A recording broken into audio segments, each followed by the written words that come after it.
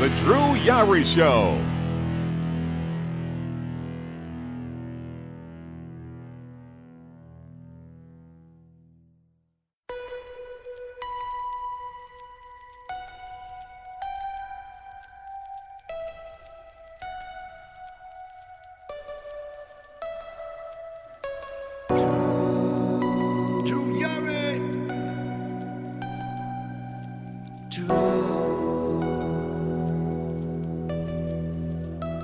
It is time for The Drew Yari Show.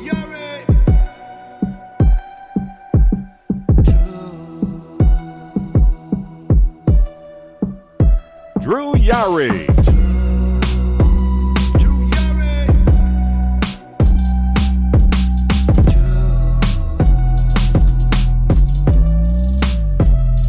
Hey, what's going on, guys? It is the pre-Thanksgiving episode of the Drew Yari Show on Wednesday, 9:38 p.m. Central Time, 10:38 Eastern Time, wherever you're at.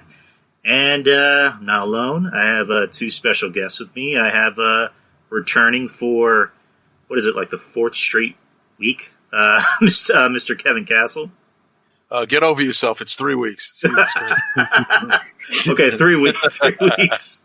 And also returning to the show as well from the RJ and the Savage Squad podcast. Rakeem, or his shoot name is Rakeem. His name is RJ. How you doing, man? I'm doing well. Doing well. Best to be here. Okay, and this is the first time RJ and Kev are on the same podcast. So introduce yourself. It's good. I'm glad to have someone who actually likes me on the show with me.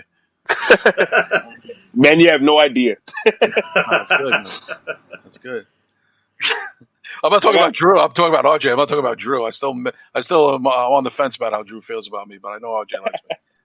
Yeah, hey, man. Well, I mean, every word that I said on Twitter earlier was really true. You know what I'm saying? Over the years, I mean, how can I really explain it? It's like I've known you for years. It's like I've known you for years, just listening to you, and I'm like, I agree with not everything, but almost everything that this man says. It's almost like he's in my head. It's crazy. You'll have a good life ahead of you. I'm betting on it. Yeah, just don't get into the club business. That's a big void. Don't do that. Okay, I'll stay away from the club business. Yeah, stay away from the club business and follow everything else except my path of career choice, and then you'll be fine. Okay. Advice taken. There you go. And it's true, I do hate Kevin. Anyways, let's get to NXT. But yeah, we were just talking, Kev. What are you doing tomorrow for Thanksgiving?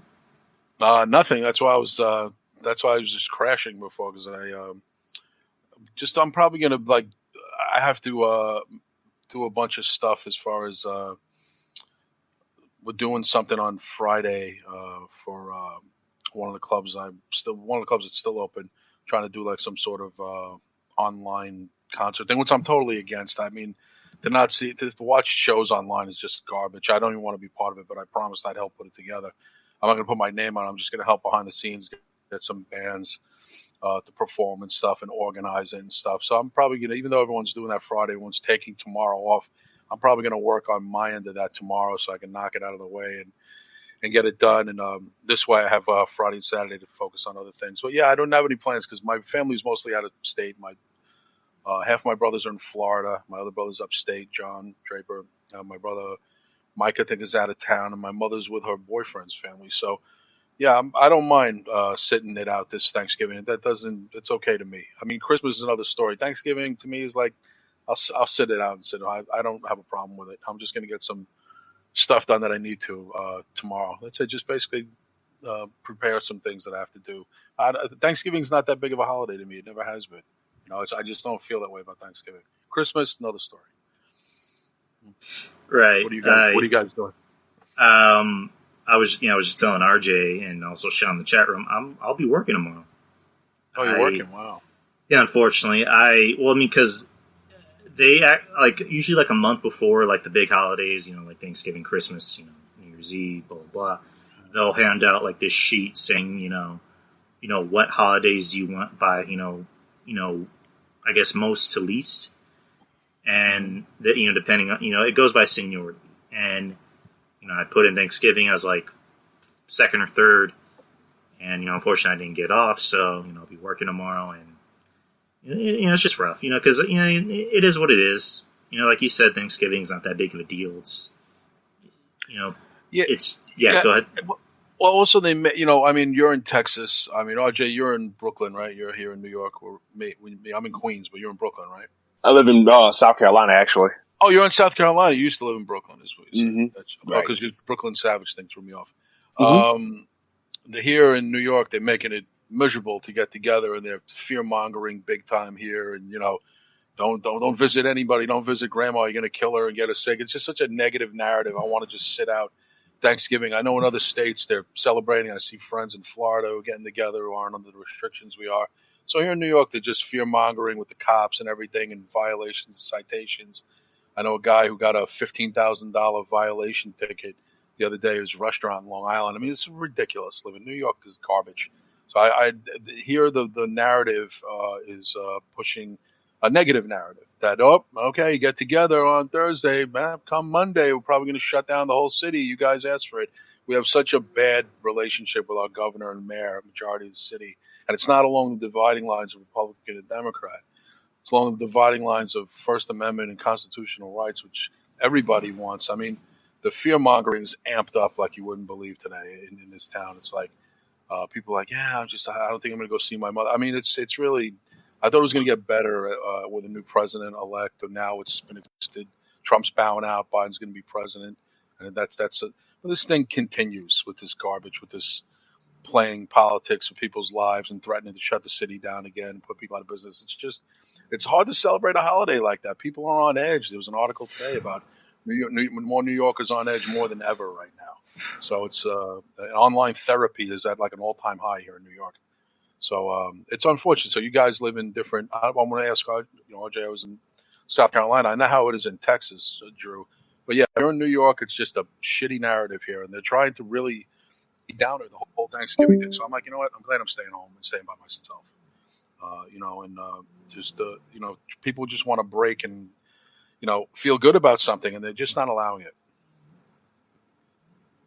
Yeah, like I think you said this, when you were on the show last week, or I think it might have been your show, where you mentioned how the governor literally wants to have cops check each house to see ridiculous. Do you have more than 10 people in here? Which is fucking dumb. And yeah, I think even the chief of police was like, yeah, we're not doing that shit.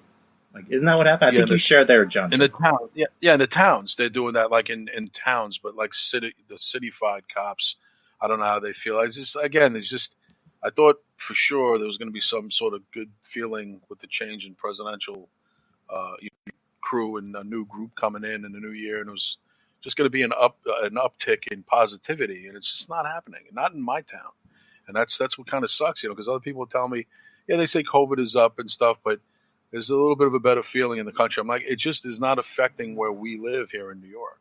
And that's why even Don Tony's going to Connecticut to vacation. No one wants to be here. No one wants to be in New York. It's no one. And then, like I said, the threat is looming over our heads that Monday we're going to get shut down again. There's rumors flying all over the place. It's like, okay, have your Thanksgiving. Don't listen. Watch what I do on Monday. That's what the governor is threatening his people with. It's like living under a Nazi regime. That's a Nazi regime, by the way. You don't do what I say, I'm going to take something away from you. That's dictatorship with a capital D, hence the dick. So, again, I'm not trying to be a Debbie Downer or be miserable. I'm just, I'm on board with the kind of the enough is enough and find a better way to get around these things. Fear mongering is not working. Yeah, I second that. Yeah. Okay, guys. Want to add anything to that, RJ? Well, where I live at in South Carolina, they're taking less liberties with trying to control the situation here, and they're just they want people to have that mask. They just at least want that, but they don't want anything. They're not, shaming us all if you get together. Ha ha ha ha! Your grandmother's going to be in the hospital and on Monday, and we're going to shut the whole place down. They're not doing any of that, but they just want us to be safe. and just take it easy. That's it. That's all they're asking down here. So, South Carolina is like, I think you might have already just answered this. So I'm sorry for asking again, but so how are South Carolina's COVID guidelines? How bad or, I guess decent are they? Well, where I live at in Walterboro, it's not that bad. Right. Just wear your mask, wear your gloves. Like if I go to the grocery store, you got to wear the mask, and basically like everybody else. And that's pretty much it. They ain't waiting by the door trying to stick a Q-tip down your nose or anything like that. They're just very relaxed. They just ask, just wear the mask, wear the gloves. That's it. Pretty simple input. Yeah, it kind of sounds like it's I guess the smaller towns that are have COVID, the COVID guidelines down a lot better. San Antonio, it's kind of half and half, because Texas in general is a very what's the best way to describe it? A very red state. There, you have the people, on one half that are very much about the COVID guidelines. Wear a mask. There are some that'll wear those plastic. What you call it? Those plastic barrier things over their face. Wait, so the shield. Yes, they'll wear those. They'll wear the gloves, which is fine. I'm not judging. And then you'll have the ones that are I don't have to wear a mask. Because my girl works at a grocery store and she wears a mask, and they literally have the right to say, if you're not going to wear a mask, I'm not going to help you. If you're not going to wear a mask, then I'm not going to help you in my line. So, and then occasionally you'll have that one guy who's I don't have to put on a mask. I don't have to put it on mask. And they literally had to call the cops on, people, doing the whole, well, it's impinging on my freedom. And it's okay, so does that involve killing people? Possibly killing people? Possibly getting them sick? The interesting thing is, I don't know if I noticed this in the last few weeks, the big difference between this big second wave of supposedly all these people who are sick and dying. They're not showing the videos anymore of this. There's not bodies stacked up in trucks like they showed in March and April to really put the fear of God into you, showing 2-mile lines long at hospitals and stuff. Here in New York, there's no coverage of that. You just come on the news, they give you these numbers, tell you who's infected, quotes. That means people who have it and aren't necessarily sick, asymptomatic, or as a stand-up comedian Tim said the other day, meaning well or fine. They don't show you all this imagery anymore. They don't do it because it's out of control, worse than ever. I'm like, that's interesting. In March and April, you guys had all these videos of all these, almost like a horror show type of things of people in hazmat suits and the hospitals here in New York are not overcrowded. They're fine. I have 3 friends who work in hospitals, 2 friends who work for EMT. And they said it's pretty much the same business that we normally get around this time of year. Mm-hmm. And it's but again, I don't get how the second wave is going to be worse. And if one more person says dark days are coming, eat a dick. I'm so tired of hearing that. You don't know dark days. Our parents knew, our grandparents knew dark days. Your guys' grandparents and great-grandparents, but they knew dark days. The dark days. I don't even know what the fuck they're talking about. It's like people act like they're in the military on the front lines in Iraq, with fucking bombs going off on the road. Dark days. Wear a fucking mask and wash your hands. What dark days? The cavemen had dark days. I don't know if they're going to get eaten by a brontosaurus every day. So it's I listened to that and I'm like, what dark days? Saturday Night Live is running live again. What does that even mean? It's fear mongering at its finest. Blue Bloods comes back on the air next week. So how dark could it be? I don't understand what that even means. I just think that's hysterical. It's just fear mongering at its best. I'm like, wow, Biden wins and they're still pushing this bullshit. And I don't care what anybody says. The mask thing is fine with me. I have no problem. Wearing gloves is a little much. I'll wear gloves if it's cold outside. But mask is fine. I have no problem with a mask. The mask mandate, I have no problem with. But threatening to shut down everything again is going to kill more people than the virus. I know, you hear it every week on my show. R.I.P. to this friend. How many times you guys have you listened to me on shows? I've R.I.P'd 16 friends since this thing happened.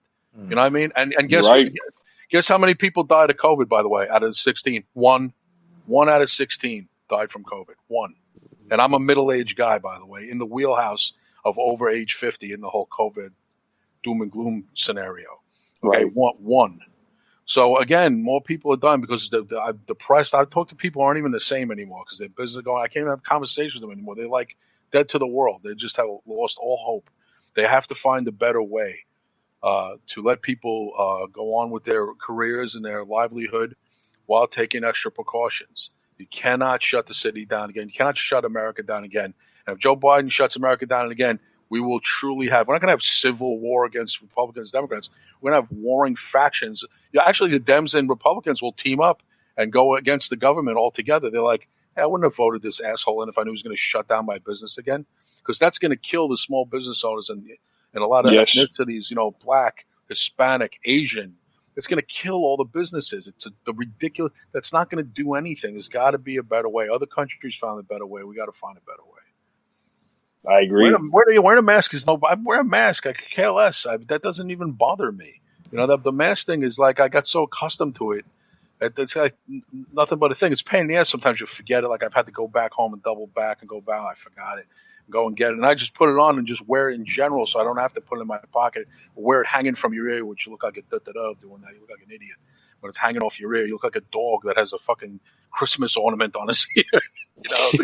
You go fool. You ever see those people let the thing hang from their ear on one side? Like it's a it looks ridiculous. It looks ridiculous. Like I look like a fucking fool. So I just wear it in general. I was wearing it in the car with my friends the other day. So why are you wearing the mask? I'm like, because I'm going to take it off and I'm going to put it in my pockets. It's a pain in the ass. I'm just going to wear it. So again, just find a better way. I'm not anti-mask. I'm not COVID disbeliever. I'm just find a better fucking way and stop shutting down small businesses. You're killing everybody. When you kill the spirit, you never bounce back. When you kill someone's spirit, that's as bad as killing them any other way.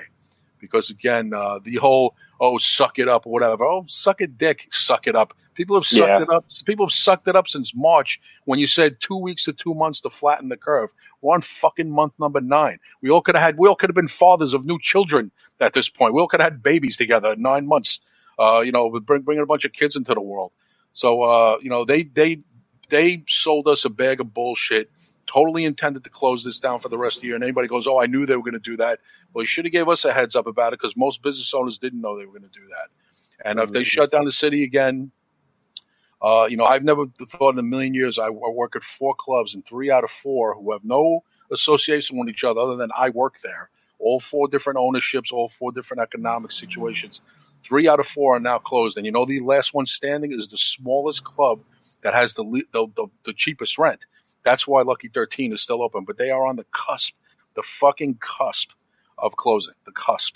Like they're so like on the line, like where we're holding them by their jacket so they don't fall into the ocean. That's how on the cusp it is. And if they shut the city down Monday, goodbye.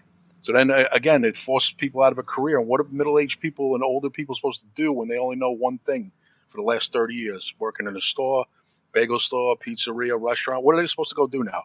Go online and sell jewelry? What am I going to do? It's just that when someone says, doing something new, what would that be? And wouldn't everybody, the 50 million people out of work, be vying for the same jobs? What are we going to go work for fucking Amazon and pack boxes? You know what I'm saying? Hey, you working for Amazon too? Yeah, me too. What a great gig.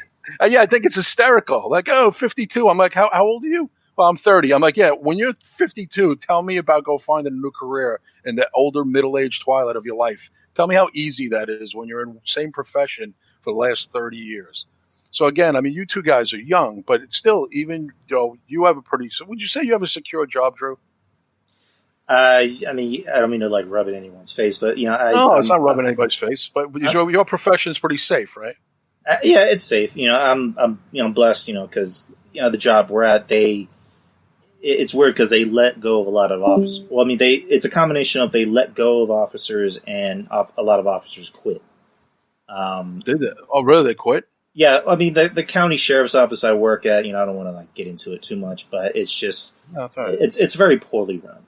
And it's just bad management is worse than bad coworkers, and we're very short-handed, and it doesn't help that the higher ups constantly come up with, hey, we want you to do more of this, hey, we want you to do more of this. Hey, we need more people in this area. It's like we're shorthanded. Like we're literally like we don't have a lot of people to spare. Same thing with the cops. Wow. The cops are like, we need more people.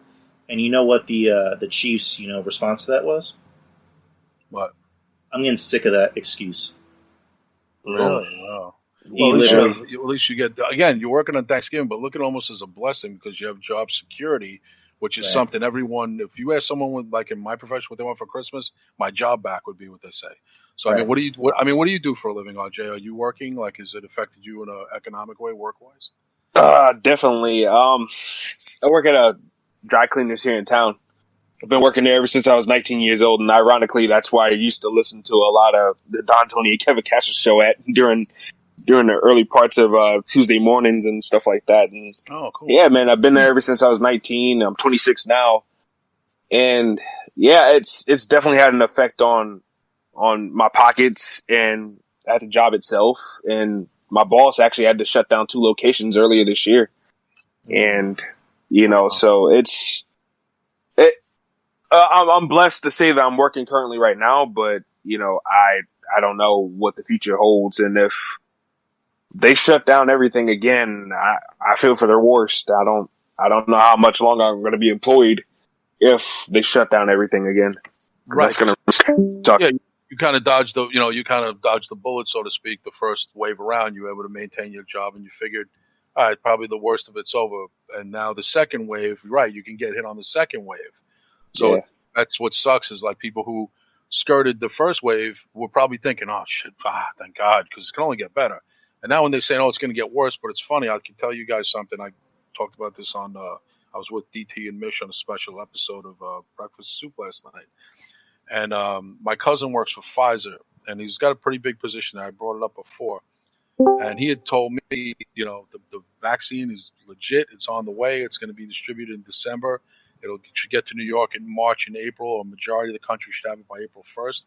And he's thinking, the people get on board with this and do what they're supposed to do and get their COVID card. You could be back in business by summer. There's no reason why you can't. The only way it would be a mass resistance and people not wanting to comply.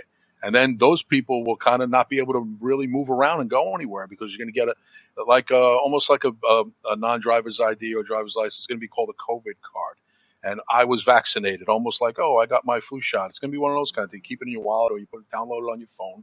And if you go buy concert tickets or anywhere, going to a Texas Rangers game or you go to a South Carolina football game or something like that, they're going to ask you, are you vaccinated? And see some people like, oh, that's against that's privacy rights. And I'm like, listen, if you got to get a fucking shot and you don't get one, you're going to be on the outside looking in. I kind of understand. Because there'll be some sort of herd immunity, but a majority of the country is going to have to get the fucking vaccine. In 1968, I was inoculated for measles and mumps, the normal traditional shot and inoculation you get. I still got it from 1968. I got it in my drawer. I was tempted to take a picture of it, post it online, said, look what my mother found. Is my, when you were a little baby back in the 60s and 70s, you got inoculated for measles and mumps and stuff like that. And it was nothing but a thing. Like, you just got it. I don't remember parents talking about it. My mother worried about side effects. And again, it's just one of those things that you just had to do back in the day and forever in a day. And it's a new kind of vaccine. I think because people, we talked about, are you going to get the vaccine? You're going to get it? I'm like, yeah, I'm going to get it. Because I'll be killed by economic disaster more than I'm worried about being killed by a health problem. At least in my mind, that's the way I'm looking at it now. And not for nothing. Not having money and being broke and worried and stressed out at times is going to cause you to get sick. So it's a massive double-edged sword. But I think Pfizer is a very good company, and I have faith in them. And my cousin's been there for 16 years in a high position, and I trust. And his whole family is going to get. My cousin thinks it's good for my godmother, his aunt, my father's sister.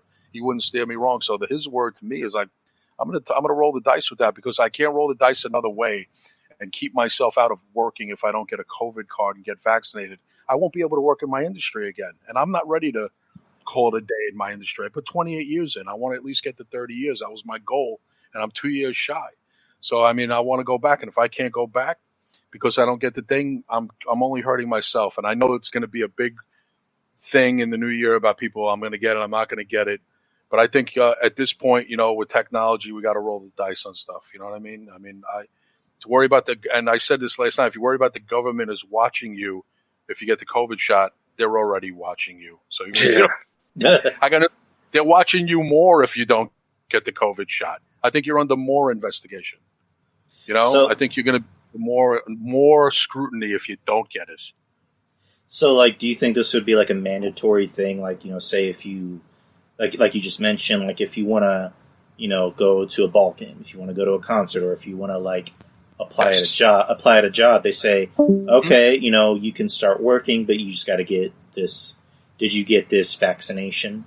Remember all those questions back in the day when you applied for a job? You got worker ID, you don't drive, you got non-driver's ID, you got anything with your picture and your birthday? Got a birth certificate? Yeah.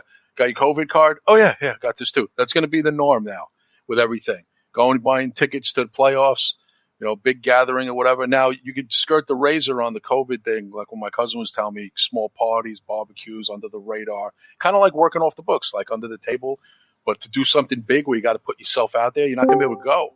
Even like certain things, bar mitzvahs, stuff like that, the party planner is going to say, I need a list of everybody, make sure everybody's got a COVID card, ID number. That's where you're going to screw yourself with. If you're going to be part of the resistance, you're going to wind up being very antisocial. You're not going to be, you can go to McDonald's, you go to drive-thru, but going to big restaurants, taking you out to a big restaurant, and you got to have a COVID ID number to get a reservation. What are you going to do? You know what I mean? It's, again, you'll be basically living off the grid if you don't get inoculated. That's what's going to happen. And I've been outlawish life for myself in the beginning. The clubbers, I did everything. I don't think I followed the law half the time I was in the clubbers my first 15 years. I did everything. We used to even say license. Who has a license? You ever see Robert De Niro when he didn't have a license to work in casino? That was all of us in the club business. We laughed at that stuff. But now, as older, and even like I said, I disagree with Don Tony on a lot of things, but I agree with him on certain things, where he's like, it's hard to go against the grain anymore because everything is computerized and you're on file. It's kind of hard to outlaw it now. You still can in certain things, but when you're talking about the COVID, I don't know, man. I think it's going to be virtually impossible to be part of the resistance, not be on the government's radar, and be able to live a normal life and go where you want to go. Is it fair? No, but this whole thing isn't fair. What's going on now isn't fair. You know what I mean? Nope. What's been fair since March 15th? Not a fucking thing. You're right. Yeah, I mean, in closing this topic off, we hope for anything at this point, and if by spring, this vaccine does come in and hopefully things are back to normal-ish, sometime by the summer, that's the best news that we could all hope for, because I miss the small things, because I wasn't very an outgoing person before COVID. I wasn't always going out, but I miss going to the movies. I miss going to the movies by myself, because we have a movie theater by our house. And it's kind of sad because the movie theater by our house, they released a season pass where you can, go and watch movies for free. And I already got the app, and I only had it for a month, when, this whole shit happened. And luckily, they didn't charge me. They actually, paused my account, which is good.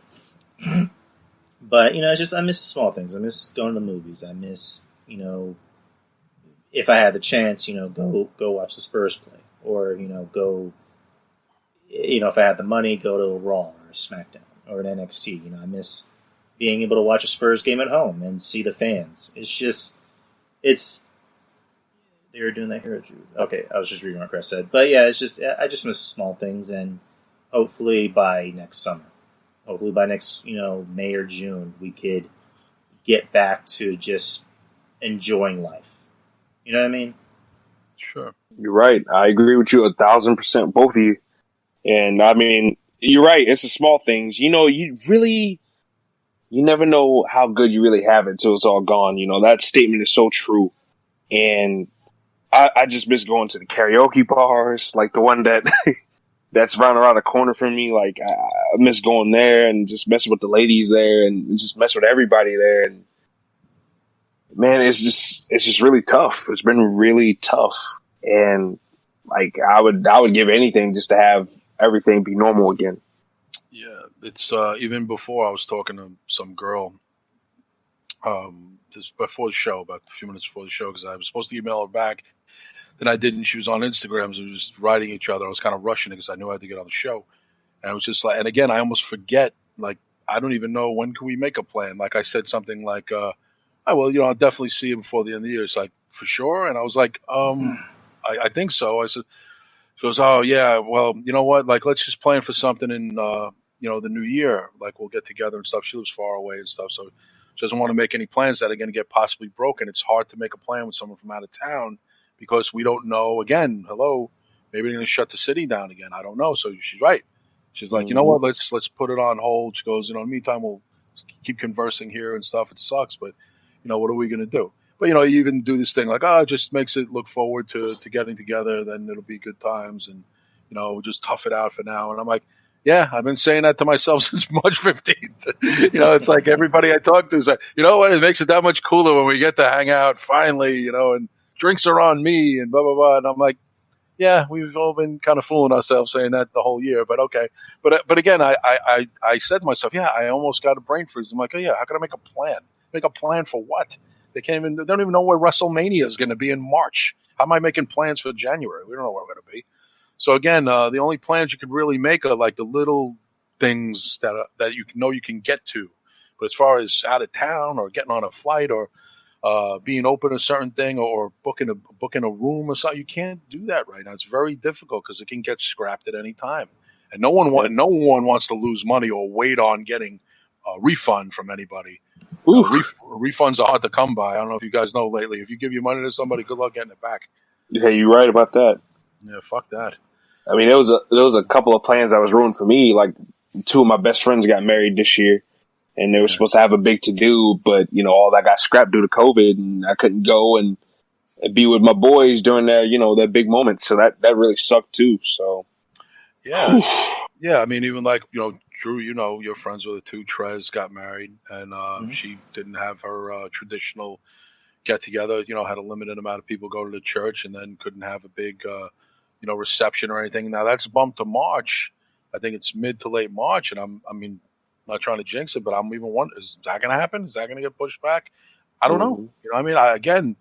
I plan to go. Is it 100%? No, nothing's 100%.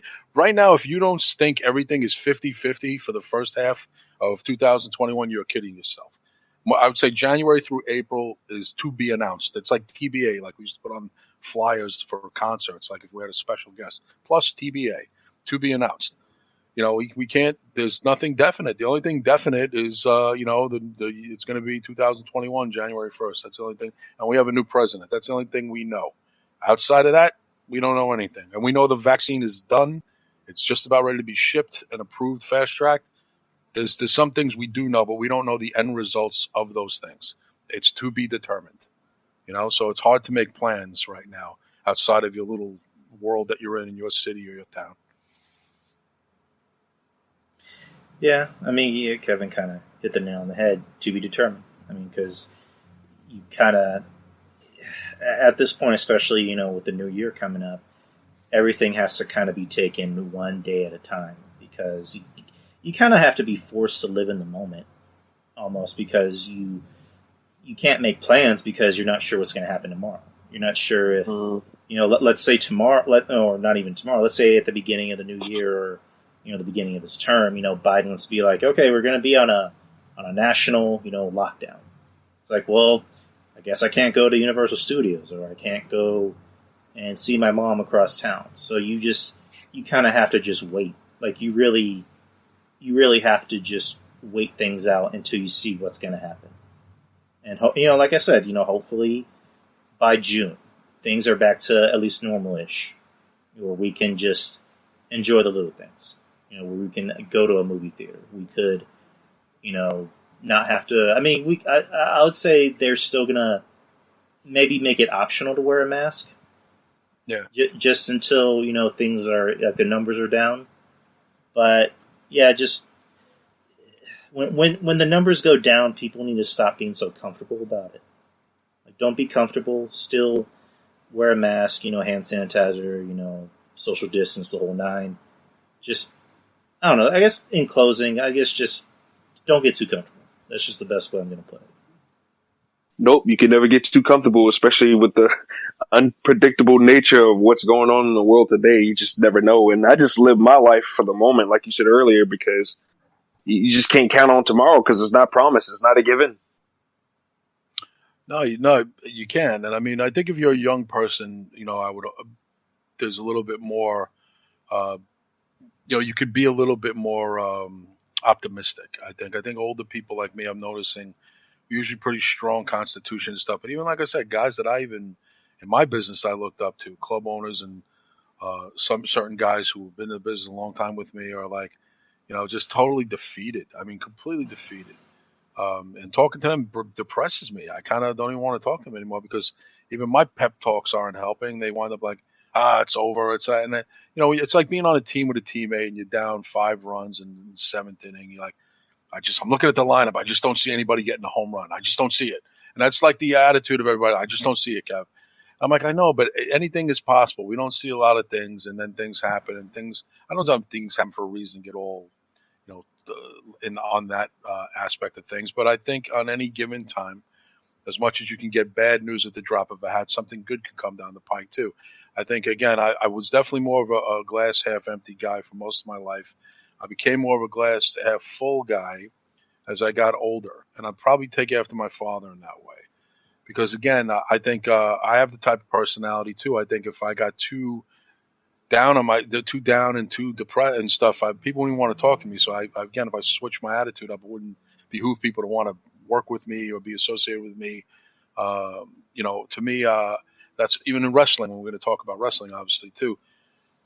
As much as I make fun of wrestling, and I do it for jokes, I don't do it as a Debbie Downer I don't act unhinged and a psycho about wrestling. I actually find it funny when people get so upset about a scripted. It's like watching an episode of Everybody Loves Raymond. My God, they didn't give the brother enough screen time today. That's so not fair. It's like Robert is clearly the star of the show. It's like I don't get. I made a post today. Wrestling doesn't unhinge me. I've told JD that it doesn't.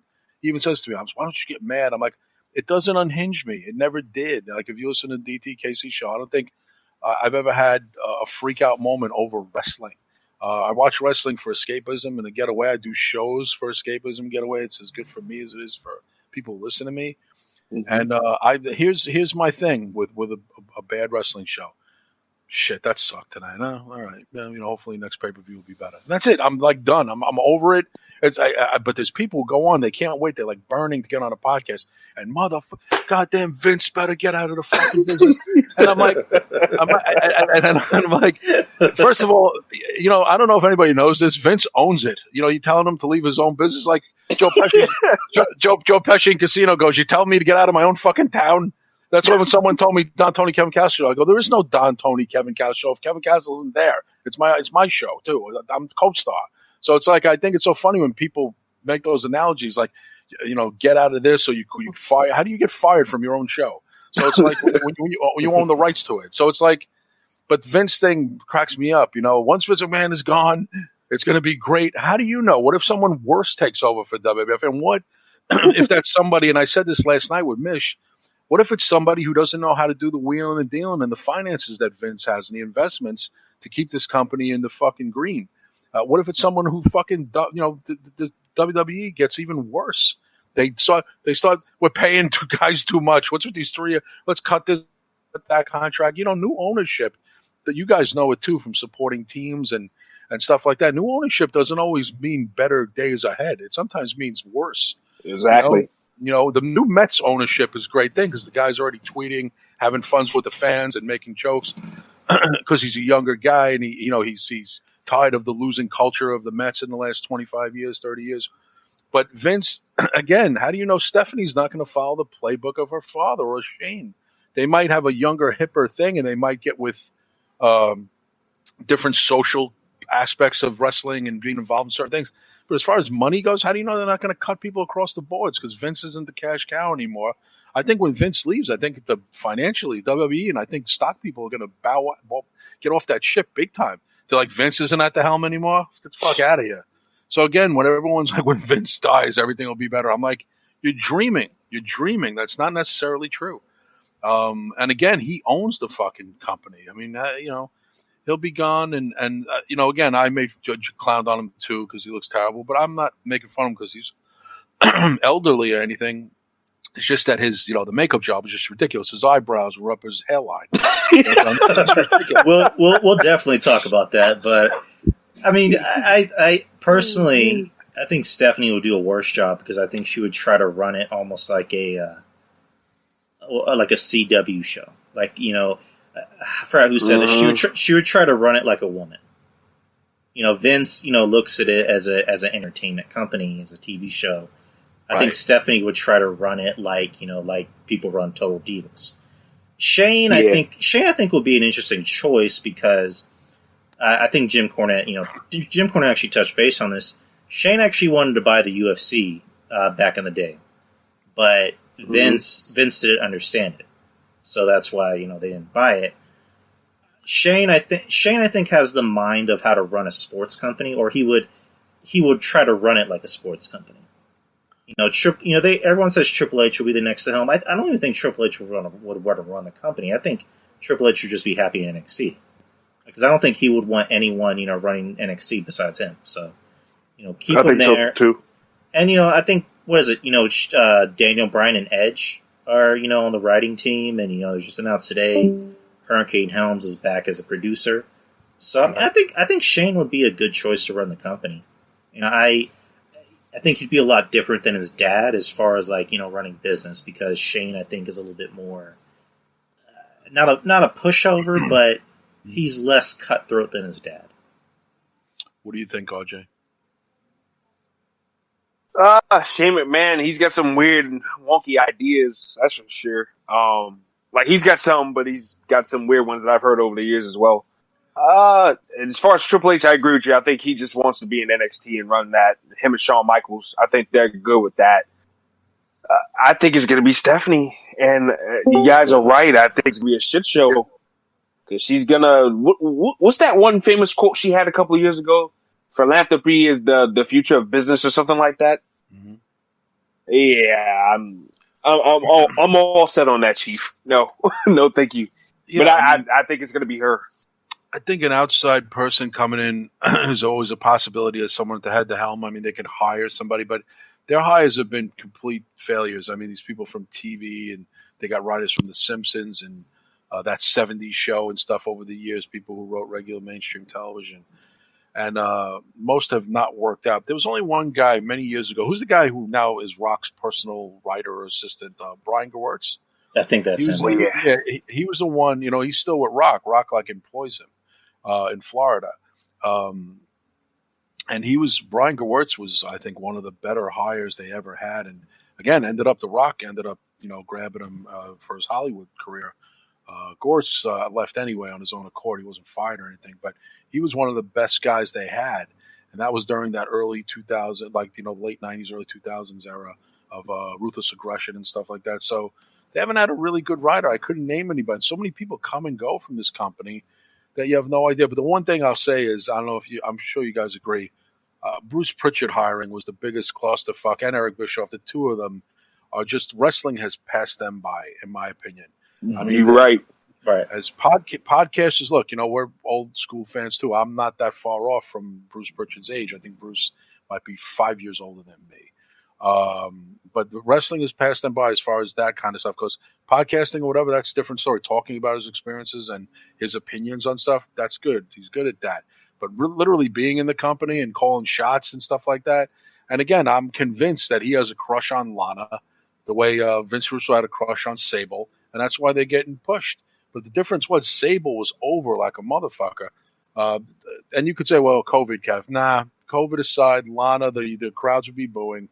I don't think if she won that, I'm interested to hear what you guys have to say about this. If she won that match the way she did, and just standing outside the ring and then just jumping up and down, yay, I won, I'm the sole survivor. Live crowd, especially if they're in Philly, Boston, somewhere like that, she would have got Brooklyn, she would have got booed out of the building. Oh, she wouldn't have made it out of the building alive. Exactly, because she looked weak. She was told, stay, don't move. She showed no guts, and then she won by proxy of the other two didn't make it in the ring in time. Bianca Belair should have won that. Exactly. It would have benefited Bianca Belair, who I think is a star. I love her. And me too. Lana, I get I don't.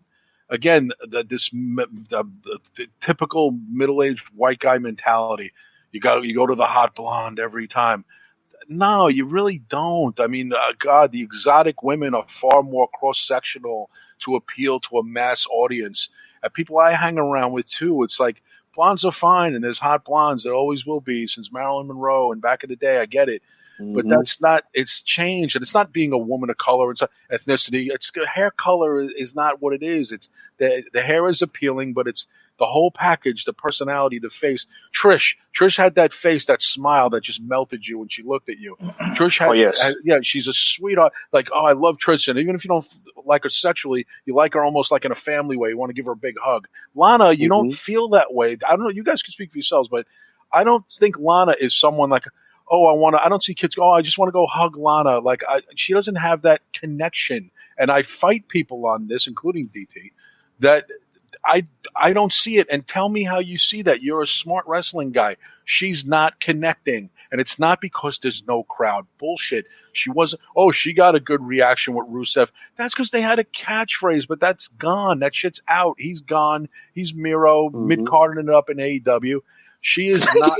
She's not that girl. That's the bottom line. She's not that girl. If they are missing the boat, it has nothing to do with Bianca Belair being black. It has to do with Bianca Belair being an athlete, being legit.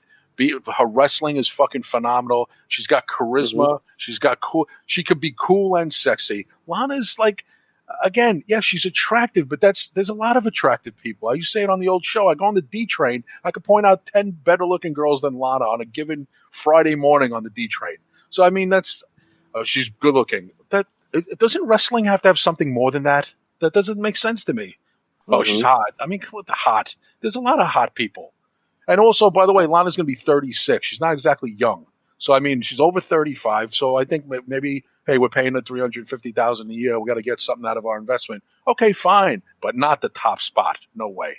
Yeah, nah, I agree with you. That's ridiculous, and I'm with you 1,000%. Look, I find myself as a 26-year-old, man in this day and age, I find myself more attracted to the Ruby Riots and the Bianca Belairs, the different looking women. You know what I'm saying? Like, right. I like. And Liv Morgan, she does things to kind of make herself look, more than just a generic blonde and stuff like that, which I can respect and everything like that. Right. And there's just a few other women on the roster that I would rather be into than her or Lacey and this, that, and the other. And the Alexa Bliss, I can kind of get it. But I see girls up and down Myrtle Beach and Edisto Beach, where I live at, that look like Alexa Bliss. So Alexa Bliss isn't really all that special with me either. But I could get the talent. At least she has talent. She can act. And, her wrestling is not bad, but it's not the greatest either. But, she's got talent.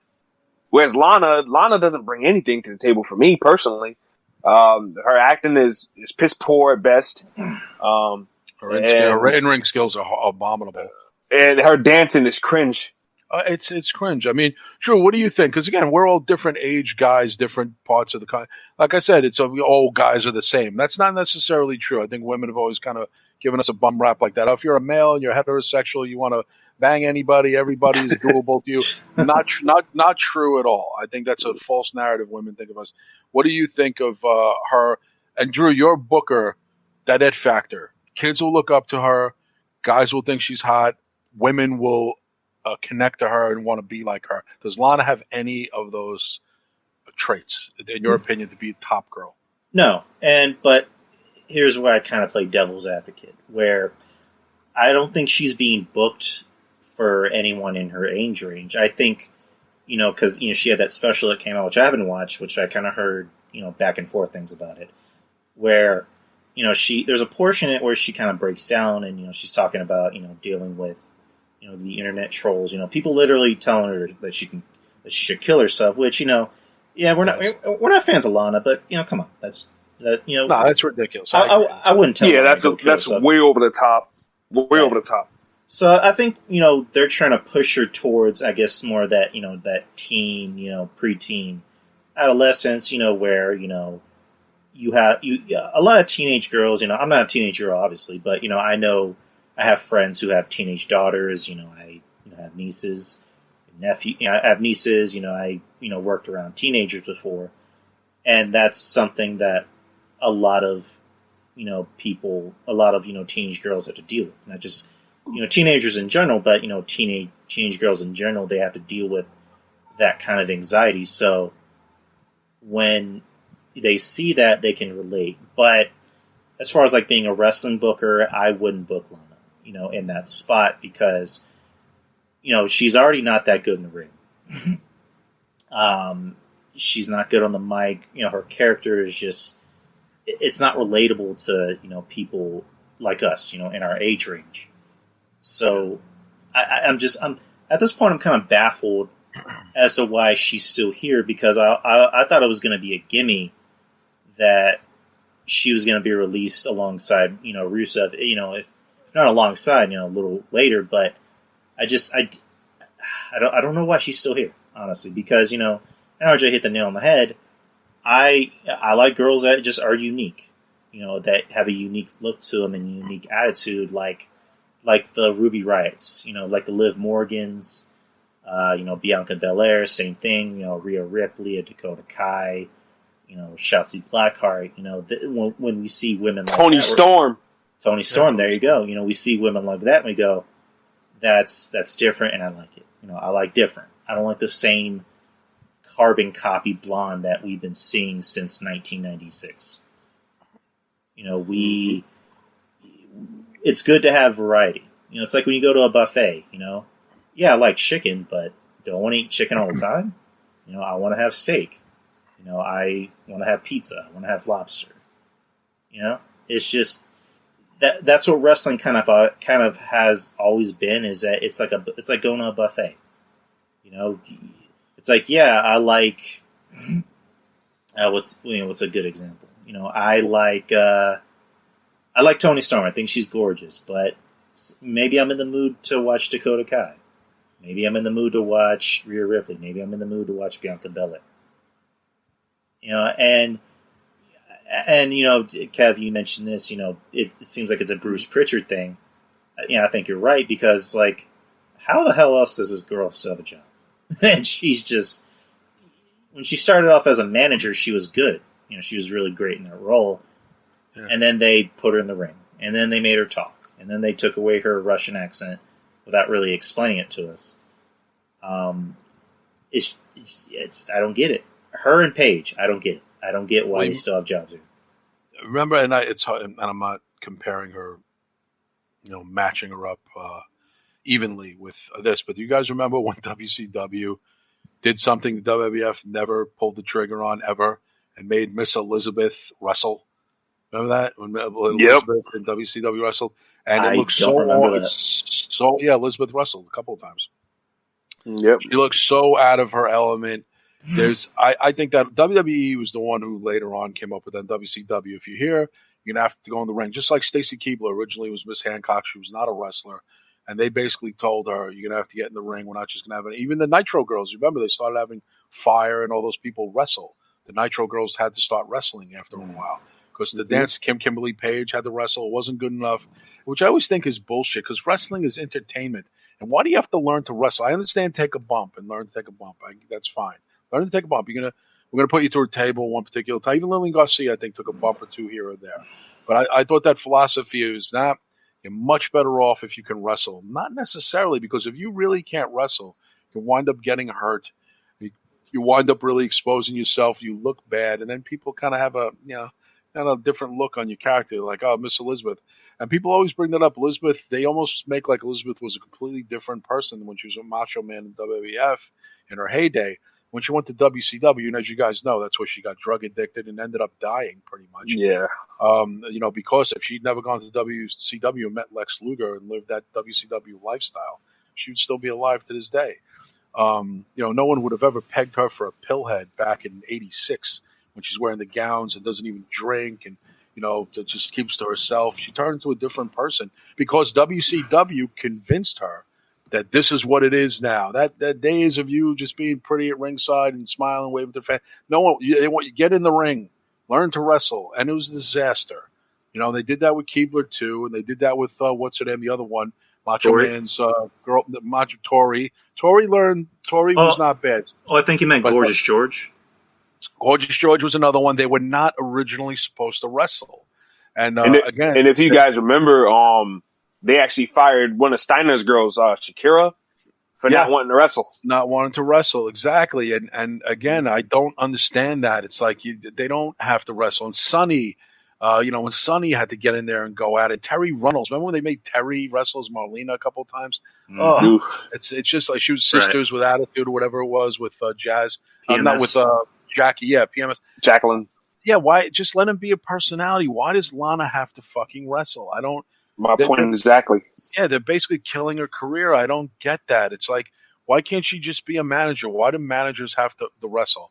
And I think it is one of these things of like, well, hey, we're paying you. You're making as much as Jim Cornette brought it up one time. People sometimes were very bitter at him making the same money that the Midnight Express made.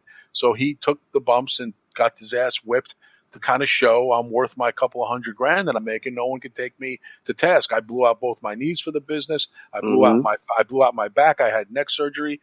I took bumps off fucking scaffolds, so no one could fuck with Jim Cornette that he wasn't willing to go over the top for wrestling.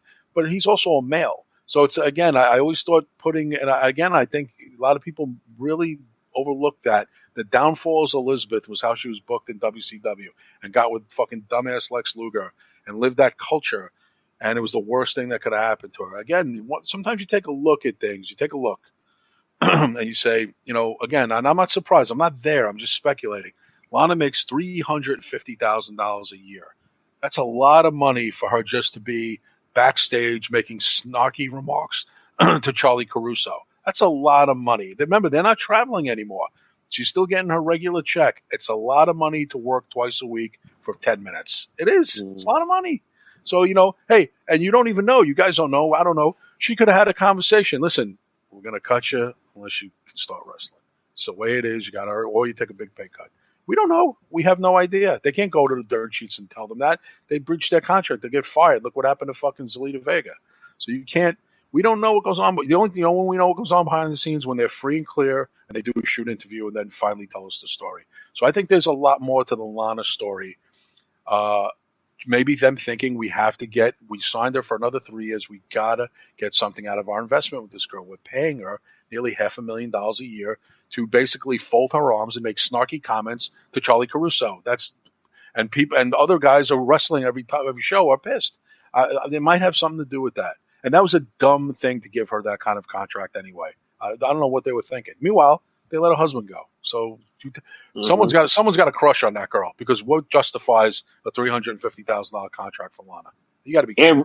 And Rusev's career creatively after 2000 after that feud with Cena was over, his career creatively down the toilet.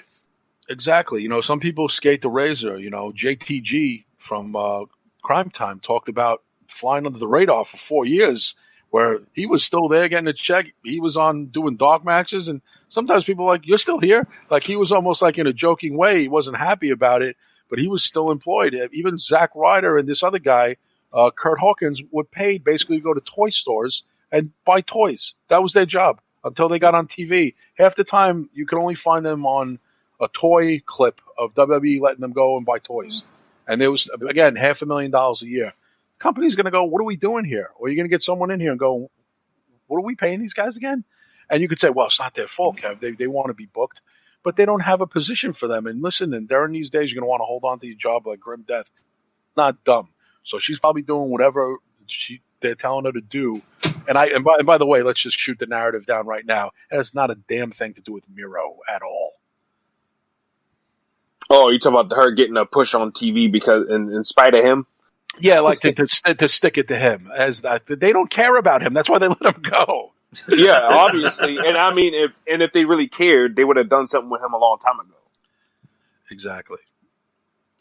My man would have been the world champion. I mean, at one point in time, he was over enough where they could do that. I mean, they gave the belt to Jinder Mahal, for God's sakes. I mean, I'm pretty sure once they gave the belt to Jinder Mahal, the gateway could have been open for anybody to get the world title at that point.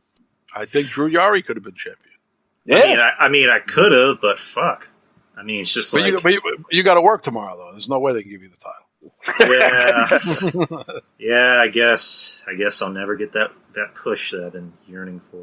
Jesus. Jeez. Don't worry, Drew. We'll catch R-Truth at the airport. You could roll him up and win the 24/7 title. He'll just come to my office. Where's Yahweh at? Yeah, he probably call you Yahweh or something like that. I know, right? That'd be funny. Where's Yahweh? Where's Yahweh McIntyre? Yahweh McIntyre. What was the flub that what's his name called McIntyre the other day? It's Adam Pearce. I think he called him Drew McFart or something. McInfart or something like that. Like McInfart.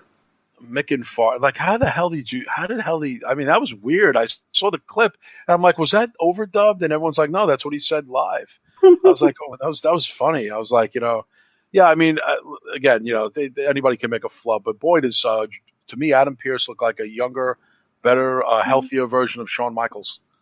He does. He looks better bald than Shawn Michaels does. He's like Shawn Michaels' better looking, better aged brother. Well, Adam Pearce has been bald for 15 years. It's funny. Me and my brother, as much as we're historians and enthusiasts, he was even saying to me, straight up, I don't really know a lot about Adam Pearce. I'm like, neither do I. Everyone's like, dude, how do you not know Ring of Honor NWA champion? I'm like, I don't know a lot about Adam Pearce. I really don't. Once in a blue moon, someone flies under the radar with me, and he would be that guy. Everyone's like, how do you know all these obscure wrestlers, but you don't know Adam Pearce? I'm like, I don't know him. And then someone had wrote to me and gave me Adam Pearce's stats in wrestling, like he had all these titles. and I wrote back, oh yeah, I think I read about that in Who Gives a Fuck magazine. So it's like, I mean, because it was all like meaningless championships. It's like, listen, I'm Nick Aldis, all due respect. And I love that NWA old school title of Harley Race, Ric Flair, Jack Briscoe. That's awesome. But let's all admit, that's not that title.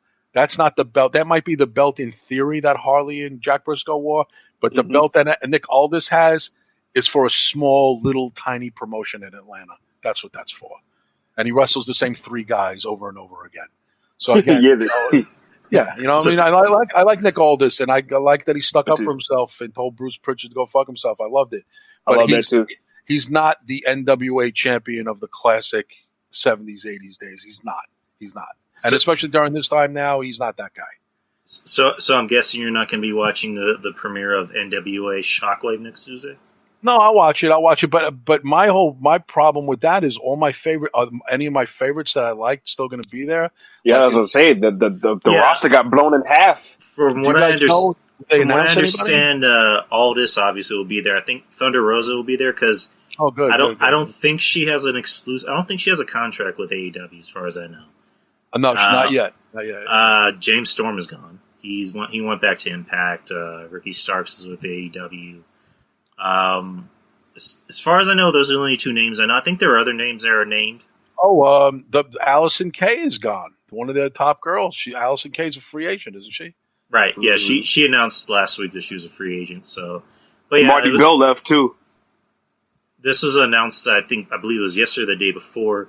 AEW Shockwave will be back next Tuesday. Okay. It will be live on YouTube and Facebook, I believe. You can also go to their Patreon, so you can actually get the episode a day early if you sign up for their Patreon. So they have different tiers, like $5, $10, for different types of shit. So yeah, I'm definitely going to watch it. There's no doubt. I'm looking for more wrestling to watch. I was a watcher of it, before COVID, and I felt they got decimated the most from COVID, honestly. Billy Corgan, as much as everybody thinks he's rich, I'm in the music industry. Billy Corgan isn't that rich. He's like rich. There's Eddie, as Dave Chappelle says, there's Eddie Murphy money, and then there's a guy who's got a Netflix special money. Billy Corgan, has a few million, but he's not multi-millionaire. He's lost so much money over the years. Remember, he lost his investment, those millions that he pumped into Impact with the lawsuit with Dixie Carter.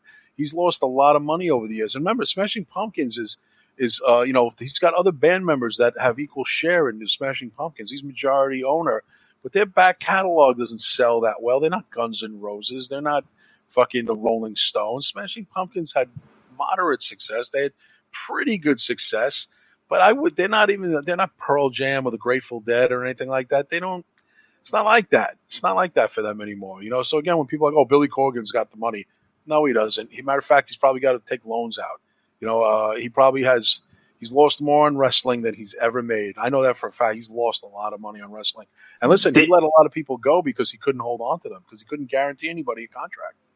Yeah, and didn't he lose money on Heyman and ECW as well? Yeah, he invested again. He's got money, like I said, he falls into millionaire category, but on the lower end of a millionaire. I would say Randy Orton has more money than Billy Corgan. Right. You know, as far as overall wealth. I believe that. Smashing Pumpkins sold a record in 20 years. You know what I'm saying? Their hit songs were back in the 90s when MTV played videos on 120 minutes. That was a long time. I was your guys' age when that happened, 25 years ago. So it's like, where's this? People have a big misconception. You know, I think everybody thinks everybody's Metallica, and they're not. That's true. You know, Drew Yari just got money. I mean, they don't got Drew Yari money, but right, Drew's got that cheese. I'm like, what is it, Scrooge McDuck? I'm just like swimming in money. Scrooge McDuck. That'd be a good gimmick, Drew. You wear like that eyepiece? Like, was that an article? That's exactly what I do. That'd be awesome. I just drive by poor children in the streets and just throw, just random coins in. David Tell said, "Give packs of gum out to the homeless across Maryland." That'd be awesome. Just give people, everybody gets a pack of gum. You get one. You're good. You already had one. You get one. It's like Roman Reigns deciding in his family who gets to have Thanksgiving. I love that. That's just funny when you say that, because you're like, I forgot what you were saying when you were like, I guess Jay won't have Christmas this year.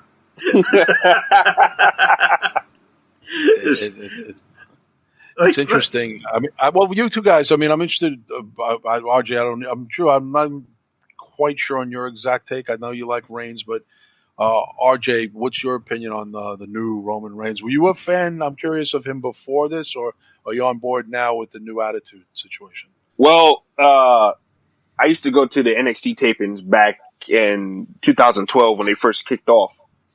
So I got to see an early glimpse of a heel Roman Reigns when he was bullying Byron Saxton in the ring and everything like that. Like, I was there for that, and so I knew Roman had it in him all this time. So it was frustrating to see them try to push him as Cena number 2. Yeah. And I'm just like, you're not doing a service to this man. So fast forward to, August, and he's turning heel and he's doing the stuff that he's doing now. I'm like, dude, this is amazing, because I knew he had it in him this whole entire time, and now they're just letting him they're just letting it roll naturally, and it feels natural. A man that looks like Roman Reigns, of course you're going to believe this man's the man, that he's running everything. Come on, look at him. Yeah. Exactly. Like you said, Kevin, it's that cool factor at the end of the day, And we can buy it as grown adult men. We can buy that this man is cool, that he's running shit in his family, he's holding it down, and I mean, it's perfect. Roman Reigns, Paul Heyman, the Usos, I mean, they all got their fingerprints on this, and it's the best thing in WWE right now, honestly, hands down. And a couple of years ago, who would have thought we would have been saying that about Roman Reigns had he still been a babyface? Yeah, no doubt about it. I mean, it's definitely one of the most interesting things to have going. That's why I think Bruce has nothing to do with it. I think do you guys notice it too? And I think I mentioned this to Drew last week, but I noticed it again after watching more footage of them together in recent days. Heyman still doesn't talk much, and he doesn't. And he kind of doesn't really involve himself. You know what? I was listening to Cornette's, newest episode of the Drive-Thru. He actually put that out. Like, he mentioned that. He's like, yeah, Paul Heyman is like the only manager I know that doesn't really get involved. Like, all he does is just stand there and yell and hold the belt. I mean, he was even doing it with Brock. He did it with Punk. It's just it's weird that he never gets involved. It's he's a heel manager essentially. He's the associate or whatever. But yeah, he's a manager. However you want to put it. He never gets involved, and it's odd. It's almost disturbing to watch. But even when Roman was in trouble, he doesn't even yell and scream like when Roman looked like he was on the cusp of losing to Drew. He wasn't being animated or anything. He was being actually very quiet and reserved. which I thought was kind of weird because when Brock, you remember when Brock was in trouble during matches? Mm-hmm. He's like, come on, Brock, come on, yeah, Brock, hitting the mat and boom, boom, boom, pinning his head. But he's not doing that, Reigns. And you think it's to show that Reigns is in charge and almost has Heyman in a little bit of fear. I think that's what it is. Yeah. I think that's exactly what it is because, I mean, the dynamics are different. Whereas Heyman's like a fanboy of Brock Lesnar, just, walking down to the ring with him, smiling and everything. Like with Roman Reigns, the mood is different. It's like you said, like he's in fear of him. Even the looks Roman Reigns gives him sometimes. And Heyman kind of, he glances at him a little bit and kind of, steps back a little bit. It's definitely a fear thing. Yeah. What do you think, Drew? The same thing? Yeah, I was going to say, like, you notice how maybe it's certain ways with his, like his clients, he calls them. With Brock, he looks at Brock as his cash cow, his beast, pretty much. I mean, he was. Kind of think of it. He was kind of like that with Punk, when he was Punk's manager. Because when Punk looked like he was on the cusp of losing, Paul wasn't as anime. Like you would see Paul worried, but you wouldn't see him go, Punk, kick out. Like you wouldn't see him do that. But with Brock, it's different, and I guess I guess that's maybe a good thing because it is a good thing. You're different with most of with most of the wrestlers because Roman has proven that he could stand on his own. Paul might as well be a cardboard cutout because he doesn't really do anything. Roman has proven that he can talk, that he could, stand on his own 2 feet. Brock, needs a mouthpiece. He needs Paul. CM Punk didn't really need Paul Heyman, but it was nice to have him there. And you were asking me earlier what, Kev, what I think about Roman's title reign. I mean, not title reign, but his heel reign. I'm fine with it. I love it. It's one of the better things on the show, if not the best thing, because the only knock I have about it is I wish it would have came sooner because exactly. I was always one of the few that actually gave Roman the benefit of the doubt. I actually liked Roman. I always thought this is a guy that's talented, but they are pushing him the wrong way. They're trying to push him like John Cena, and that was the worst thing that they could possibly do to this guy because John fit that, and RJ, we're both comic nerds. He fit that Captain America esque type of look. He's the all-American guy. And with Roman Reigns, I always said, if you're going to push him as a heel or a face, if you're going to push him as a face, he needs to be Wolverine. He needs to, talk less and just go out there and beat the shit out of people. Instead, you're trying to push. Imagine trying to put Wolverine in a Captain America costume. Oh God, that'd be awful. And try to have him act like Captain America. It just wouldn't work because, at the end of the day, Wolverine's kind of a dick. We like Wolverine, but he's a dick. Roman Reigns, can't go out there and try to be like John Cena and cut jokes and say, tickery dickory dock or whatever the fuck it is, because that's just not him. This almost seems like it's close to home because I mean, I've heard Roman's a nice guy, but I also heard he's very reserved and keeps to himself. So, and they always say, in wrestling, your character is yourself with the volume turned up to 100. So maybe there's a part of Roman that is kind of like a dick, but and it's working because it's really coming out because he really is fitting this, this high chief, kind of dickish character where he's like, I'm the one, that's bringing money, to our family. I'm the one that's keeping, food on everyone's tables, clothes on their backs. I'm not just supporting my family. I'm supporting your family. I'm supporting your family. I'm even supporting your father.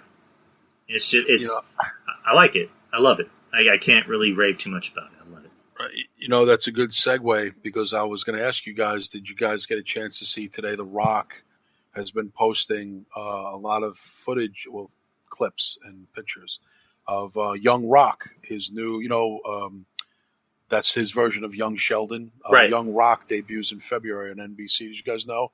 Rock got that green-lighted comedy pilot that's going to be on NBC called Young Rock in February on NBC.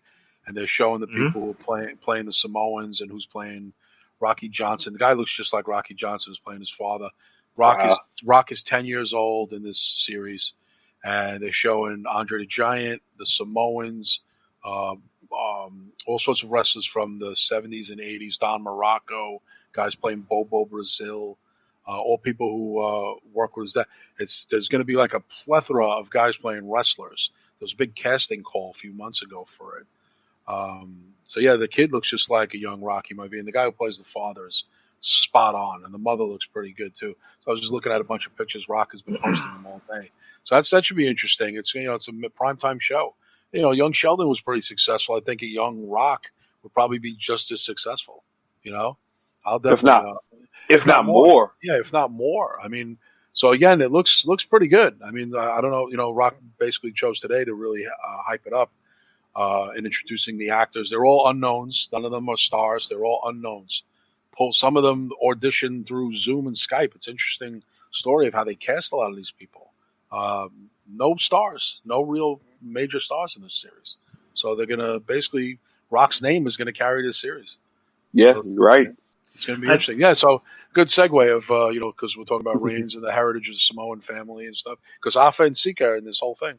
So wow, that's going to be awesome. Yeah, it looks just like him. You go to Instagram, you don't have to do it right now, but afterwards go to Rock's Instagram and you'll see all the posts and the pictures. So I'm interested to see what kind of show it's going to be because you said it's on NBC or CBS. NBC. It's a comedy. It's like Rock even says it's his Rock version of a young Sheldon. Except Rock, obviously Dwayne Johnson's a real person. Sheldon's a made up character, Jim Parsons. But it's going to be in the spirit of that. Comedy with people play the grandmother who Peter Maivia is going to be in it, his grandfather, a guy playing Peter Maivia. Like I said, they just showed the guy who played Andre the Giant today. He looks pretty much like a young Andre, a lot thinner than I remember Andre looking. But listen, you got to get someone who's 7 feet who looks like Andre. But the Samoans look spot on. Afa and Sika looks just like them. It's amazing. And the guy who's playing Rocky Johnson, spot on. So again, I think Rock really did a good job. I think Rock cast this whole thing. As well, again, all unknowns. It's not like, Brad Pitt is in the series. Like, it's a bunch of unknowns. But then again, young Sheldon's kind of, I think they have like Annie Potts, I think, is in the show, who's an old school actress.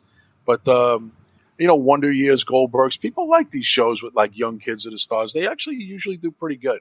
And if it's a bio thing, it'll do even better because Rock is saying it's based on true stories of him growing up at wrestling. So you said comedy. Would it be like almost like a dramedy in some aspects? Because no.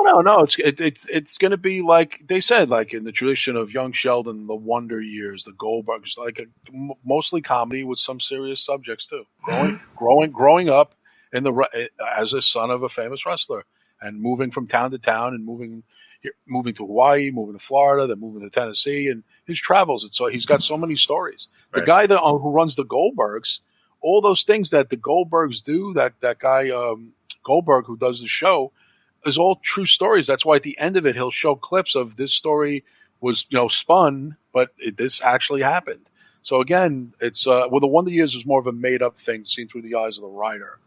But those shows are and Young Sheldon's very successful. So again, Rock's got another hit on his hands, just kind of shows the power of this guy. So he's going to dominate the movies. He dominates fucking television. He dominates fucking action films. The guy, anything he touches turns to gold. And clearly, if he comes back to wrestling, he'll be in the main event of WrestleMania. So you're damn right he will be. Because that's The Rock. And when you're The Rock, you just got it like that. Yeah. I'm sorry. Yeah, he is. He's the number one guy, whether people want to admit it or not. Kenny Omega is not in his universe. Kenny Omega can't even sniff The Rock's condoms. Exactly. I mean, they don't even have it. It's not in that stratosphere. If The Undertaker is big, The Rock is even one octave bigger. So it's like The Undertaker's the biggest guy right now, active, well, not active anymore. And The Rock is even above that. So you can't get higher than that. So let's get into Survivor Series. Did you guys watch the pre-show? Yeah, I watched it. So, with the Battle Royal, right? Yeah, the pre-show was an 18-man dual-brand Battle Royal. The Miz from Raw won by eliminating Dominic. I missed it. Yeah. So, from what you watched, RJ, what was your overall review of the match? It was your typical Battle Royal, nothing really special. The only few guys that really stood out was Chad Gable. Like, he had a couple of nice spots in there. Dominic, he did some nice stuff in there. Kind of shaky, you know. He still got to get it in gear, you know. I kind of question why they rushed him to TV, but I mean, I kind of get it in a way, but I kind of wish they would just kind of hold off on him a little bit in the ring, which is what they've been doing the last couple of months, and you know, since he's been, well, last month I should say, since he's been on SmackDown. But yeah, they really stuck out. They were the only two people that stuck out to me. And like you said, Miz won. Dom thought he got rid of Gable, stuck it behind him, and you know, stole the win in a typical heel fashion. I thought it was just a tease to really let you know that the Miz is around and he can possibly cash in the Money in the Bank. That's why they gave him the win, in my opinion. Yeah, I was kind of waiting for that because I was kind of waiting for that at the end of the night. So I don't know what they're going to do with that, but personally, I think he'll cash it in, but I think he might end up losing it's awful, and that's killing the prestige of the Money in the Bank, honestly, because that's the fourth failed cash in a row, right? Is it not? Because with Baron Corbin fumbled the ball, Braun Strowman, who had it last year? Brock's he cashed in. Yeah, Brock really doesn't count because he's bigger than a briefcase, anyways. And now Miz, so. Are they really going to do that again? Yeah, I don't know. The whole money in the bank situation this year has been a mess. Ever since they gave it to Otis and now Miz, it's just a mess. It was a mistake giving it to Otis in the first place because big mistake. Otis, and I like Otis. Otis at best is a mid card or below mid. He's the guy you put on at the beginning of the show to hype the crowd up. But giving him that Money in the Bank, it was a bad decision. You know, you should have given it to someone bigger, like an AJ or an Alistair. You know, but they gave it to Otis, and then they realized it was a mistake from the get go. Then they gave it to the Miz, which personally I think they should have given it to Morrison. But me too. They still see something in Miz, which I don't hate the Miz, but it's just it's a mistake all around. Personally. What they see in the Miz, I think, is that, and one thing I was checking out is USA show ratings are pretty solid. Right. They are. Actually, the Miz, Mr. Miz is a pretty big hit. You know, I watch it once in a blue moon, and the dynamic of the couple is pretty good. And, you know, the mother-in-law, they have all the characters that, you know, play into, you know, entertaining the crowd. Mrs. Dopey Dad, who gets on his nerves. They have all the cast of characters that you need to keep interest, you know. Mm-hmm. You know, and it's funny because Maurice is the hot wife, but Maurice is pregnant half the time on the show, twice now. You know, majority of all the episodes, or 100 episodes, she's pregnant. So it's like she's not even really utilizing kind of her sexuality to draw men in or whatever. So it's really the family dynamic more than Miz has the hot wife. Again, I don't think it's his. I think they just like the family dynamic, and it is entertaining. It is. And I think with Morrison, I think they just see Miz and WWE, and it's not, again, you listen to other podcasts, you roll your eyes because it's not a conspiracy theory, because Morrison left them, they're punishing him. No, it's because Miz is a bigger star, because he's got a USA hit TV show, and he's higher profile. And also, Miz is never out with an injury. Miz is always okay. Miz is always ready to work. He does whatever the company has. He's the ultimate company guy. If you guys ever noticed that about Miz, he is down. He is like the ultimate teammate, and whether you don't like him, you have to admit he's a good friend. If you're his friend, he's a good friend to you. You know, he's in his wedding party. I saw all the guys that he came up in the business with. So clearly, he's a good friend. So you know, we might see he's a dick or he's a douchebag. He might be insufferable, but clearly, the people who came up in the business value his friendship. His whole fucking wedding was filled with people from OVW. You know, so it's like, you know, again, that says something. That means that he was probably very liked, you know, despite what Cornette says and stuff like that. Miz has a lot of friends. And, you know, he does direct to DVD movies, but they sell some copies and he's successful. He goes to red carpet events and he's never injured. He's always ready to work. He's never milks an injury. If he is injured, you wouldn't even know it because he takes no time off. And he's the guy that they call when someone gets hurt to fill in for someone. He'll fly out. that's a model employee. You got to value a guy. He's very Undertaker-ish when you think about it, without the injuries. Undertaker's injured every other fucking time for the last 15 years. But again, I think when you're a model employee, people always, some companies do value that, and I think that's why the Miz is given the opportunities that Morrison isn't. And Morrison, I don't think helps his own cause. I think, again, Miz is there's just something about Miz that's more pushable than Morrison. Morrison is something about even his promos that are a little stiff. I like Morrison. I'm a fan. But there's something like if I'm back there with Vince and Triple H and Michael Hayes and we're saying, go with Morrison for the world title as the main guy here, he's missing something. Like, what is he missing? Like, he looks good. He's a good-looking guy, nice guy, charitable guy, athletic as fuck, dope moves. What is he missing? Like, something's off about this guy. He's kind of a little corny and a little awkward. Yeah, there's something like a little awkward with his personality that's, you kind of. I think he's dopey. He's very dopey. Yeah. I think that's it too. And again, it seems so trivial. And again, I've been in roundtable discussions with other podcasters, and they'll even be like, "Oh, are they that trivial about things?" Yes, because they're looking for the guy. Again, we can talk about different guys, carrying cross. So you look at certain people that they're going to push. What's his name? The leader of Undisputed Era, Adam Cole. Right, and his whole thing, we all know what the thing is. He's 170 pounds. He's small, and they're like, yeah, we pushed Rey Mysterio as an undersized champion. I'm not feeling that. Daniel Bryan had the yes movement. What does this guy have? Everyone's just going to go Adam Cole, baby, and we're going to sell 2 million shirts? I don't even know. Like, he's good for NXT, but can we put this guy in the mainstream? He's half the size of Shawn Michaels. Shawn Michaels looks like a big guy compared to Adam Cole. He's like a smaller Shawn Michaels, and I don't know if he is. They want that. Now, with Cross, you see, Cross just put up another awesome video where he's punching the shit out of a garbage pail. Did you guys see the new video Cross put up today? Mm-hmm. I didn't, unfortunately, watch it. Oh, he did? He's punching the garbage pail with the bad arm to show that his arm is good. He's a guy, like I said, he's got the look, he's got the size, he's got the hot girlfriend in reality. That's his real life, wife to be. It's not some work relationship just for wrestling. He's got charisma. He could be a good guy or a bad guy, and and you can almost tell that he's going to be in a movie at some point. You can tell he's going to be a movie star. He's got the looks. So again, he could be bald. He can have hair. He can have a beard. He can be exactly. You look at that guy, and people are like, "Oh, that's because that's your boy." I'm like, "Bullshit, dude! He's money. He is money." You don't think people hung out with Michael Jordan and say, "Oh, you just think Mike's a good basketball player because he's your boy"? I'm like, "No, he's good because he's fucking great." It's like exactly.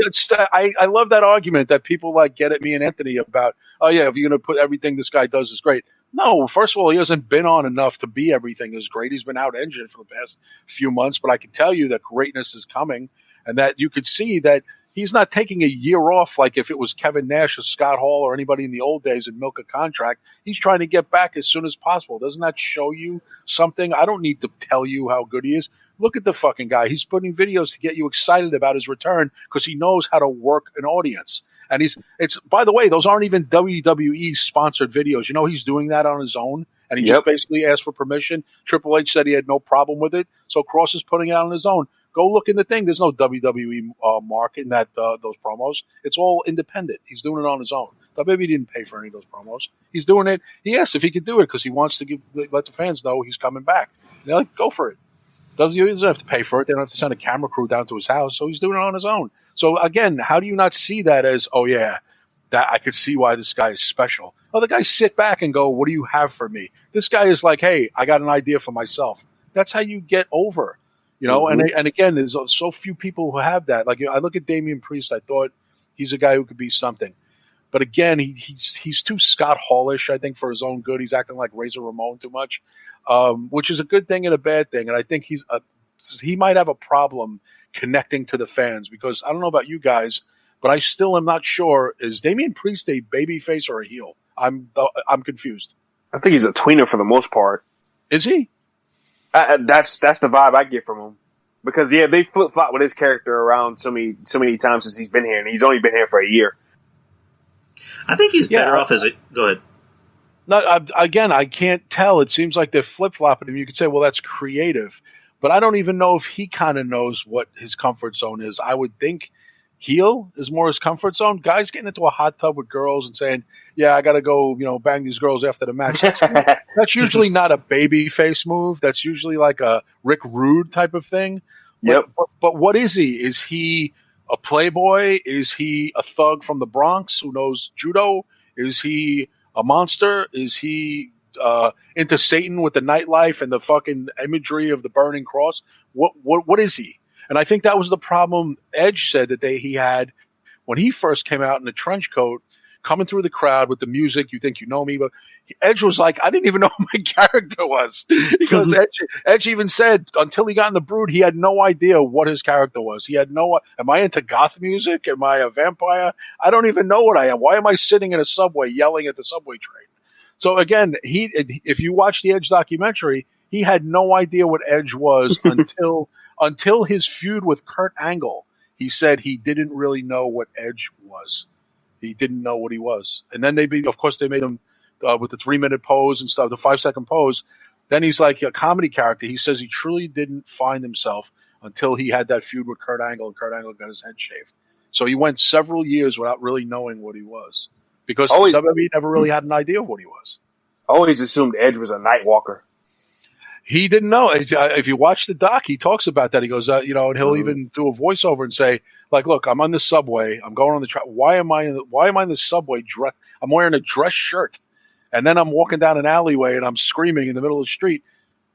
Again, is it the Crow? Like, what am I? It made me laugh when he said, to this day, he still has not figured out. And even the writers that he talked to back then, Vince Russo, no one had any idea what he was. You're just a guy who goes out at night and you might be into goth music. And he goes, I don't even listen to goth music. So when people say, hey, you like the new Ministry album? He goes, I don't even listen to that. So it's really funny when you tap into a character. I think it's best when the character in real life, like Undertaker, likes metal and country music. That's why I thought it was weird when he teamed up with Snoop Dogg for merch. That just didn't make sense to me. Yeah, that's very weird. Yeah, Undertaker's doing a lot of things post-retirement that don't make any sense. Like he's... Like, do you guys like the openness of Undertaker's character now, since it's like, the bloom's off the rose anyway, but you think he's too out there, or he needed to do that just to kind of, be that kind of MVP all-star of the WWE where he's accessible, and we all know that he's not in the occult and can talk, and he used to not be in the Hall of Fame crowd because you can't have Undertaker sitting there in his gimmick in the Hall of Fame crowd. And he actually said when crowds come back, he'll actually be at the next Hall of Fame. Him and Michelle sitting there like regular people. He said he wanted to keep kayfabe, but if he's the only one keeping kayfabe, it's kind of stupid. No one else in any other company is kayfabing, and he's doing it. It wouldn't make sense, and he's probably right. He had to do what everybody else is doing at this point. Yeah, I mean, at this point. Go ahead. I feel for the 30 years that the Undertaker's put in, Undertaker can do whatever the hell he wants to do, especially when it comes to being on camera and on media. This man sacrificed pretty much like 30 years of his career or of his life being dedicated to his character and protecting it with a huge lock. And now that, he's no longer active and he's not going to be wrestling anymore, I think it's fine for him to go out there and have interviews and be more open. It's actually very intriguing to hear certain stories come out of his mouth. Like I was watching The Undertaker do the Hot Ones challenge, eating the spicy wings and everything. Oh, I didn't see that yet. And I had fun watching The Undertaker having fun, Yeah. And I'm not the biggest, biggest fan of The Undertaker. I mean, I like him and everything like that, but he's not my top 5. But, it's very interesting to see him now, as Mark Calloway just kicking it and saying whatever he has to say. Yeah, it's almost you see him on the documentary, with his kids, with his wife, and you see him, you see him break down. It's almost like surreal because you see the Undertaker cry, talking about how much I love my wife, how much I love my my kids. It's just like wow, Taker's crying. It's just this is going to take some getting used to because we were so used to that, and it's also we're fans. We're not we're 3 of us aren't stupid. We know these guys have a life outside of wrestling, but when you see a guy like Mark Calloway for years and years and years, keep the mystique of this character and keep his life private and, not show up to Hall of Fames. It's now that you see, the glass shattering and, you see him as Mark. Not Taker, but Mark. And you see him talk about his, his mom and dad. You see him talk about his wife and, get a lot more personal. And, you see him break down and start crying. It's just like, it's a breath of fresh air, but it's also something where you just kind of have to you have to get used to it a lot more. And I'm fine with it because, he knows, the character's done, blooms off the rose, as Kevin would say. It's time to just be Mark. It's time to just have fun, let loose, be a little bit of a goof, let's make a cameo and let's, be kind of a goof on cameo. Let's, do the Hot Ones challenge. Let's, make a TikTok. Let's show that I'm a guy. Not just a guy. Let's show I'm a human being. And I have a sense of humor, too. I'm not just this big stiff that, doesn't have any emotion. Because, Mark Calloway's not a dummy. He knows, most fans are smart. I'm not going to say all fans are smart, but most fans are smart. That this is who I am. I'm still a human being. So. Yeah. Right. But let's get to the next match, which is the 5-on-5 men's Survivor Series team, which was Team Raw, AJ Styles, Keith Lee, Sheamus, or Sheamus as Jim Cornette would call him, Braun Strowman, and Riddle, defeating Team SmackDown, Kevin Owens, Jey Uso, King Corbin, Seth Rollins, and Otis. Talk about a mismatch. Who wants to get the ball rolling on this one? I'll let RJ start. Yeah. Sitting here looking at this, Survivor Series as a whole, and I know, I don't want to jump ahead, but Survivor Series as a whole, it just felt like one side built strongly, for their team, and the other side just didn't. It just felt slapped together. Like Team SmackDown in this instance felt very slapped together, whereas Team Raw, they had weeks of storyline time to, they had issues, they had to work out and stuff like that, and so they had more story time. And it just, when they got in the ring and you saw Team SmackDown, you just like, God, what a slapped together team. You look at Raw and you're like, okay, and storyline wise, they don't have chemistry, but we've seen them on TV together. So, okay, like these guys look great, compared to the other side. And it's just, the match for me personally, it just really didn't click. It didn't hit at all. And when Seth did us all the favor by, sacrificing himself. So, for the greater good, so we don't have to see him on TV for a couple of weeks or a couple of months. I thought the match went downhill from there, and it was just bad in my opinion. You notice, because somebody pointed this out, that when Seth was on the apron and Matt Riddle was in front of him, he actually closed his eyes. So he didn't have to look at Matt Riddle. Because there's that whole... Kev, I don't know if you know about this, but there's the whole thing with Seth Rollins and Matt Riddle where Seth said, I'll never wrestle him, and I know all about it because of right. Matt's wife saying something about Becky's ass. Wasn't that great? Yeah, and that just kind of kickstarted this, I guess, I don't know if it was imaginary because we don't know too much about it, but Matt Riddle and Seth, because there was a thing a while back, I think it was last year, when Seth Rollins appeared on The Jump, and he was talking to Adam Cole, and because Adam Cole, this was actually the season premiere of NXT on USA, where Adam Cole wrestled Matt Riddle, and Seth Rollins just out of nowhere said, Matt Riddle sucks. And so, yeah, there's heat between those two, and eventually they're going to wrestle. Because for Seth to say, I'm never going to wrestle him, if Vince is going to say, hey, we want you to wrestle Matt Riddle, he's not going to say no. So for a lot of these guys to say, I'll never wrestle you, it's like, yeah, you work for me, motherfucker, you're going to wrestle. So yes, and Seth's not the Undertaker, he's not The Rock, he doesn't have it like that, so no. He's got to bite down and fall in line. I agree. I always thought Seth Rollins as a top guy was a joke. Again, look it up. I'll give credit to DT. If you want to go with a narrative, fine. But if you want to go with facts, then research it. Which is Seth Rollins as champion I'm sorry to say, Drew has topped him. Two worst ratings champions on Monday Night Raw during their segments in the last 5 years are Seth Rollins and Drew McIntyre. It's a fact.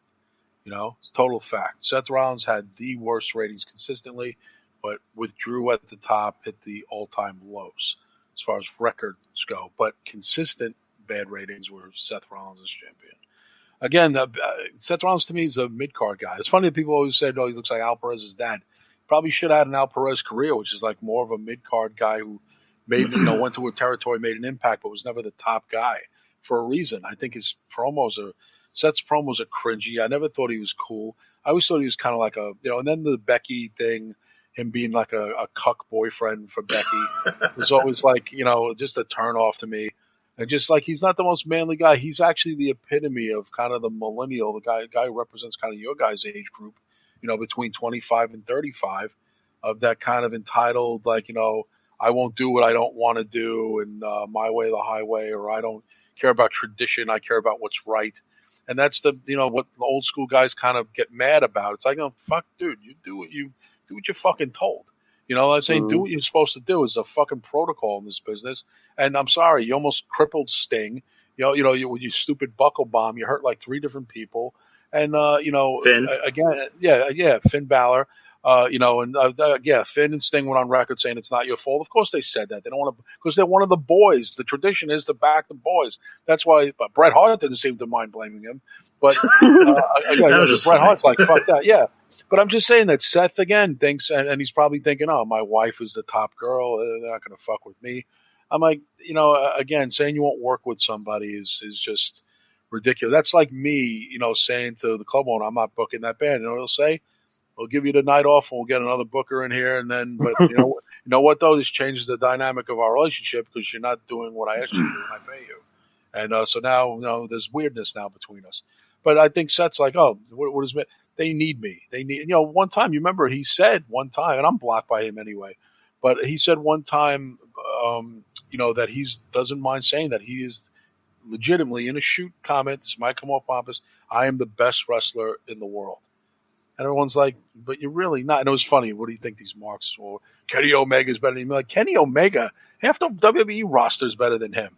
So what are you talking about? I mean, I don't. To me, Seth Rollins is a good upper mid card guy. I'm not going to make like he's lower mid card or should be jobbing to Dolph Ziggler. He's upper tier mid card, upper like intercontinental U.S. title guy without a shadow of a doubt.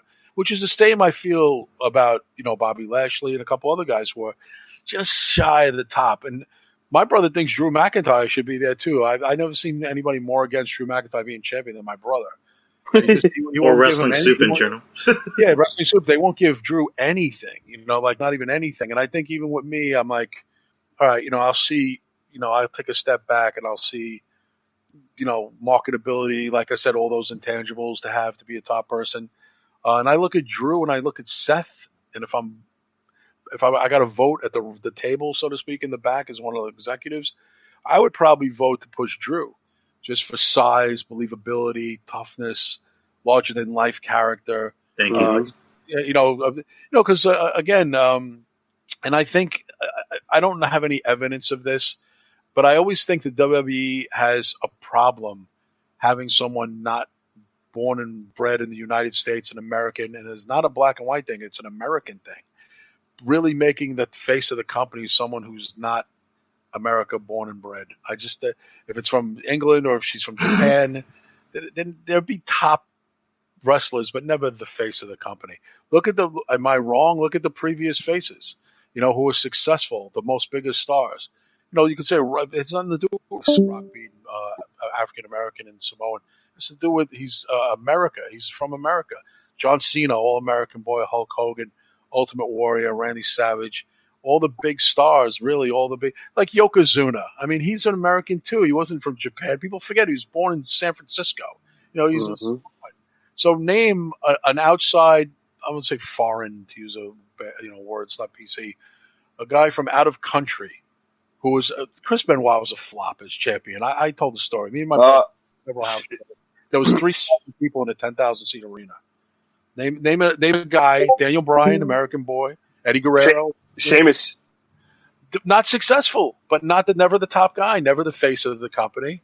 But they really wanted to back in 2012, 2013-ish. They really wanted that to work so bad. Bret Hart is one example, but Bret Hart is so Americanized. Bret Hart can be all about Canada and everything, but Bret Hart, was in WWE for, up-teen amount of years. And he had the look and he had that, like I said, those intangibles. Girls thought he was attractive. Guys thought he was cool. Kids thought he was a superhero. Those are the intangibles. Seth Rollins doesn't have that. Half my female friends think Seth Rollins is good looking. The other half thinks he's kind of not really for them, the man bun and stuff. It's the epitome of the type of guy they don't like. So again, it's usually like the younger girls who like Seth, the older girls like, Seth's kind of unmanly. He's got the beard and everything, but he's like a even the way he is with Becky, you can tell he's not like a manly man. That's why they flock to Roman Reigns. Like that's more of a man. And not to mention, Seth Rollins has gotten in a lot of trouble. Anybody remember recording? Anybody remember his penis gate? Penis gate. I never. Again, it's funny. Everyone's seen those pictures, but me, I never seen the pictures. When those were going on, I remember going on a couple of podcasts. Like, yo, Kev, you saw it? I'm like, no, and I don't want to see him. And I thought it was weird that everyone's like, you have to see him. I'm like, why do I have to see him? I saw it. I never saw it. I never saw those pictures. Never saw it. Well, I saw it because it was the worst thing ever. Well, I saw it because a female friend wanted to see it. So I against my own better judgment, I had to look for Seth Rollins' penis pics. Good Lord. I just saved it, sent it to my friend. I'm like, I didn't look at it. So she saw it, and I guess she liked it, but whatever. Anyways. Good Lord. So, during the match, I don't know if you saw, Craig kind of crapped out he crapped out, so I had to restart him. So I've been down that road. Yeah, we have about an hour on Spreaker, so. During the match, Seth sacrificed himself. So, the rumor is that Seth is going to take some time off, which makes sense. The match ended with Team Raw, sweeping, going over Team SmackDown, dominantly. Team Raw, with five, with all their members. First time this has happened since, I believe it was 2006, when it was Team DX with the Hardys and CM Punk. So, they're the stronger team. They're the stronger team. Bottom line, they're the stronger team. Pretty much, and also you look at the star power. It's just Kevin Owens. I guess is the only somewhat over person. Jey Uso. Oh, you mean the WWE's version of Eddie Kingston? I said that because people are calling Eddie Kingston basically AEW's answer to Kevin Owens, and I think that's fair. Guy wears a shirt, doesn't have much of a physique, is very talkative, mouthy, challenging, tough guy, very similar ring gear him and Kevin Owens wear. But Kevin Owens to me is a bigger star than Eddie Kingston. I think the comparison ends to the physique and the talking ability. Outside of that, Kevin Owens is a bigger name than Eddie Kingston. And plus, Kevin Owens can still work too. Yeah, I don't want to turn this into a thing, but I laugh as Eddie Kingston is the hottest guy in wrestling. I'm like, by where do you judge that from? Like, what are you talking about? I checked shirt stats. Roman Reigns sells 3 times more merch than Eddie Kingston. Who's buying Eddie Kingston shirts in droves? He sold 100 shirts in the last month. So it's like, what is that? I could do that. I sold that for my old club in 2 weeks. So it's like, I don't know who's buying this stuff. So again, I think people mistake getting a push or whatever, but you also have to look at people say, they did 800,000. That wasn't because of Eddie Kingston. It was because of the whole sum of the AEW show. Eddie Kingston wasn't any ratings draw. I just shake my head at this stuff. It's like, I don't think people are paying attention to anything when it comes to wrestling. But Kevin Owens, to me, I think his star has kind of fallen off a little bit. I don't know if you'll ever see Kevin Owens as world champion ever again. I don't think so. I think Kevin Owens is IC U.S. title guy, I think, for the remainder of his career. I just don't see him getting the big belt anymore. I don't see it. I just don't see it. It kind of seems like Kevin Owens is kind of coasting right now, if you ask me. Yeah, I don't. He's not really in the mix right now. No, and it's funny that the WWE hates Sami Zayn's guts. They hate him. And I've got good word on this. Okay, people talk about their sources. Sami Zayn is not liked by a majority of people there. He might as well be a communist from Cuba. He might as well be the Cuban assassin in real life. So it's funny that they gave him a belt to just kind of shut him up and keep him in an angle where he can get his ass kicked. And don't think that the WWE didn't love the fact that the Hurt Business just beat him up throughout the whole match. I'm sure it was scripted that way. I think WWE would love if he quit. Seriously, so they don't have to fucking pay him. But Kevin Owens is more the better employee. But Kevin Owens, I think, rubs the company the wrong way. If you remember, he spoke out about it when some people got tested positive that, he should enforce the mask and stuff like that. You're going to get on the bad side real quickly of a company when you make videos calling them out on fucking Twitter. And I just shake my head at some of these guys. And, of course, what's the fans say? They can always go to AEW and be the big stars they were meant to be. Really? Is there 17 world championship? Well, what about Eddie Kingston? I thought he was the next big thing. So you're going to bump him for Sami Zayn and Kevin Owens? I laugh at this shit. I mean, I think it's hysterical. I think that's what I miss the most about doing mainstream podcasts is that I could fucking berate the mainstream audience more than a limited audience that I have right now on Patreon. That's why I look forward to getting back to the mainstream so I can get more heat on myself by just talking, not even just the truth, but just, the truth is a weird thing. The truth is very select, as we've all learned in this country in the last year. And from politics to wrestling to personal judgment calls. But there's one thing there's no denying, that some people should not be in charge of a wrestling company. They are better off being fans. Don't ever get a bunch of money and buy into wrestling because you will be the biggest mark. They will fucking roll you for every dime you have because you are so gullible. If you think Sami Zayn could be the face of a major company as the star wrestler, you don't know wrestling at all, and you are dangerous if you have money. Talk about a fool and his money should be separated. Oh my God, Sami Zayn should be the face. What? The face? What? What little kid? Name the child in America or Canada that has a poster of Sami Zayn on his wall right now. I guarantee you, I would have a contest. If anybody in Montreal have a 12-year-old who has a fascination where every day says, "Daddy, I want to be just like Sami Zayn when I grow up." I want to see that person. Sammy's own children wouldn't say that. So I mean, I want to be I've always wanted to be the Cuban assassin when I grow up. I mean, he looks like shit. I mean, he looks disheveled. And what is his gimmick? A homeless guy got a belt and he won't give it back. I mean, again, and he's beating top guy. Oh, he's winning. Clearly, they're booking him, to win. No, they're not. They're just trying to shut him up and ride his contract out. He's not liked in that company. And if they lost him, it wouldn't be a big loss. He should just be a mouthpiece. I mean, he could talk, no doubt. El Generico, what did he ever draw? What did he ever do? And again, Kevin Owens, the same thing. As Kevin Steen, he was minimal success in Ring of Honor. He wasn't a big star. Listen to Jim Cornette and people who worked with him. They didn't think he would do anything. So, I mean, I like these guys. But again, the regular guy look, believe me, that would be great if that would be over, but it's not money. The regular guy look is never going to be money. That shit stopped with Daniel Bryan, and you'll never see it again. It's larger-than-life characters that are going to have the belts from here on in. You're never going to see a little guy who looks just like my friend at work be the champion ever again in WWE. Never going to happen. So what you're saying is I'm never going to get that push? No, you're never going to. It's be happy with the TV title. God damn it. So I got to wrestle like Darby Allin? Fuck. No. that should be easy. I can just picture Kev. Kev, can I get that push? No. No, fuck off. Oh, I can't wait to get back in the mainstream. Get cursed out on YouTube. It's going to be awesome.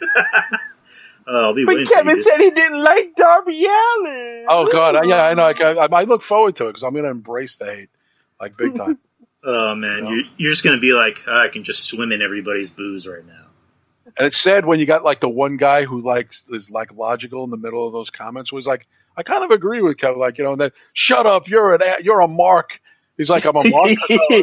Like, no, I think you guys are the marks. They're thinking that Sami Zayn is a hero. I think you're the mark. Again, show me. I'll have when I get into the mainstream, my first night, I'm going to be like, you can win $100 prize. Show me in anywhere in a kid's bedroom, Sami Zayn posters on the wall, Sami Zayn shirt and figures purchased, that he's the hero of any child under the age of 16, and you'll win $100. Seriously, and I'll keep that $100 forever. I'll never have to worry about losing it. It's like, I know a guy. Does buying a Sami Zayn shirt to use it as a rag to wash your car count? No, that doesn't count. Oh my God. That doesn't count. Let's move on to the next match. So you got tag champions versus tag champions. You got the Raw tag champs, which are the Street Profits, and the SmackDown tag champions. Oh my goodness, SmackDown tag champs, which are the New Day, Kofi Kingston and Xavier Woods, with Big E dressed as video game characters from Gears of War, which they're now in, supposedly. You guys know that game, by the way? I'm not familiar with video games. I play it with my friends. Okay, Yeah, it's popular. It's like a top game. Well, yeah, it's been very, very hot for almost 10 years now. If I would like to say, yeah. Well, why would it's they a pretty wear it? popping game. They revamped the game and it's reissued. That's why they dress like that. Well, they're in it. They're now playable characters in the game. Oh, they're in the game. There's a picture. Sean posted a picture. They're actually in the game. You can use real life celebrities in the game. Yeah, because Batista is now a part of the game. Does Batista have the questionable sexual tattoo around his belly button? I don't know, Kev. I'll have to research that. But the Street Profits one, which made sense, because me and Kev picked them because it makes sense for them to win because they're the team on the rise, Right. And the New Day can take loss; they'll be fine. It's not going to hurt them. Yeah, exactly. Which, And the video game stuff is a perfect example of that. They're going to be fine. And I was going to say, it was just announced today that Xavier Woods is going to be the host of G4's new TV show, which comes out next year. Sean put up a picture of the Batista imagery on the chat. That's him, Batista? Yep. Okay. Yeah, but there's no questionable sexual. I wish I was into video. Yeah, I wish I was into video games. I just had never. It's not my thing, but I could see myself like down the road maybe buying a video game system. Yeah, I mean it's a pretty simple game to play. You're just killing aliens. That's about it. So, Nice. Mm-hmm. But what y'all think of this match? Yeah, Roger. For me personally, I thought it was match of the night up until that point. Like, I thought that it was really good. They told a nice story with New Day being a little aggressive and working over Montez Ford's ribs, and obviously because his finishing maneuver is a frog splash have made every sense in the world. And I just thought it was a great match, man, and I was really, really, really, really pleased with it. So. Yeah, I thought it was okay. I mean, on paper it looks great.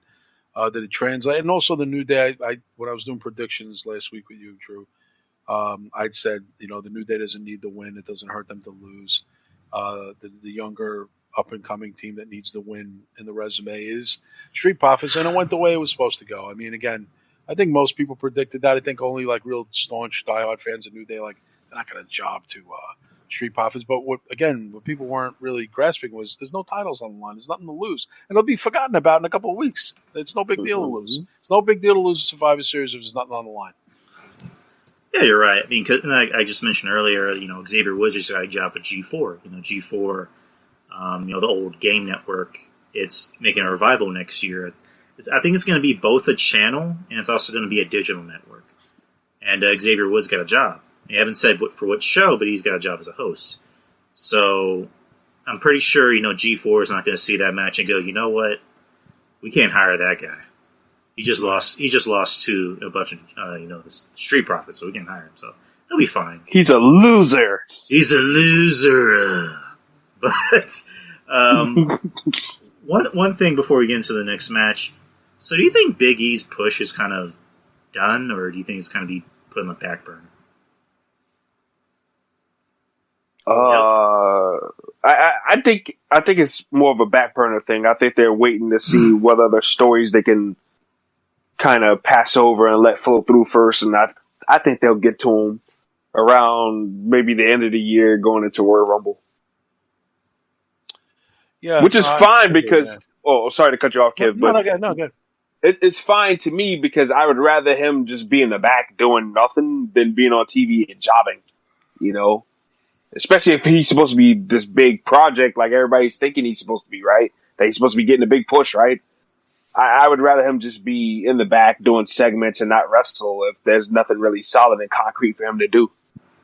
Yeah, no, I agree with RJ. Again, you can't, these stop-start pushes and stuff they do with a lot, females and males. They got to stop doing that. I said that with Bianca Belair now. Push her, stop no more vignettes. Push her now. She was one of the finalists in the Survivor Series. Right off that she's one of the toughest girls there. And stop these stop-start pushes and stop and start again. Biggie, they got to be consistent with. They got to really show him. He can do the jovial stuff, but show that he's serious too. And he was a serious character, if you remember when he was bodyguarding for Dolph Ziggler at that time. And even in NXT. Yeah, with AJ Lee. My God, it seemed like 10 years ago, doesn't it? When he was doing that, it seems like Biggie's been here for 10 years. Right. I think he has been here for 10 years, right? Yeah, I mean, when you add all the FCW stuff and then the NXT stuff, yeah. Yeah. He's about right. So, again, I think, it's yet to be determined. Again, who we think is going to be a big star and stuff. You never know. The Kofi Kingston thing came out of nowhere. That came out of an opportunity that was supposed to go to Mustafa Ali. And if you notice, Mustafa Ali's never been the same. He lost his push opportunity, got injured. Kofi took his place, and that might have psychologically fucked that kid up. Even though he seems confident back, leading Retribution, but they're barely on TV in the last 2 weeks, and who even knows where they go from here with those guys. And again, don't be surprised in January. We wish Mustafa Ali best in his future endeavors. No, Kev, no way. Yeah, well, you didn't think Zelina Vega would be fired either, did you? So again, you never say no. There are certain people that they're going to go to the mat with to re-sign them and not let them go. I think, Adam Cole, Cross, people you can really see a vested interest in.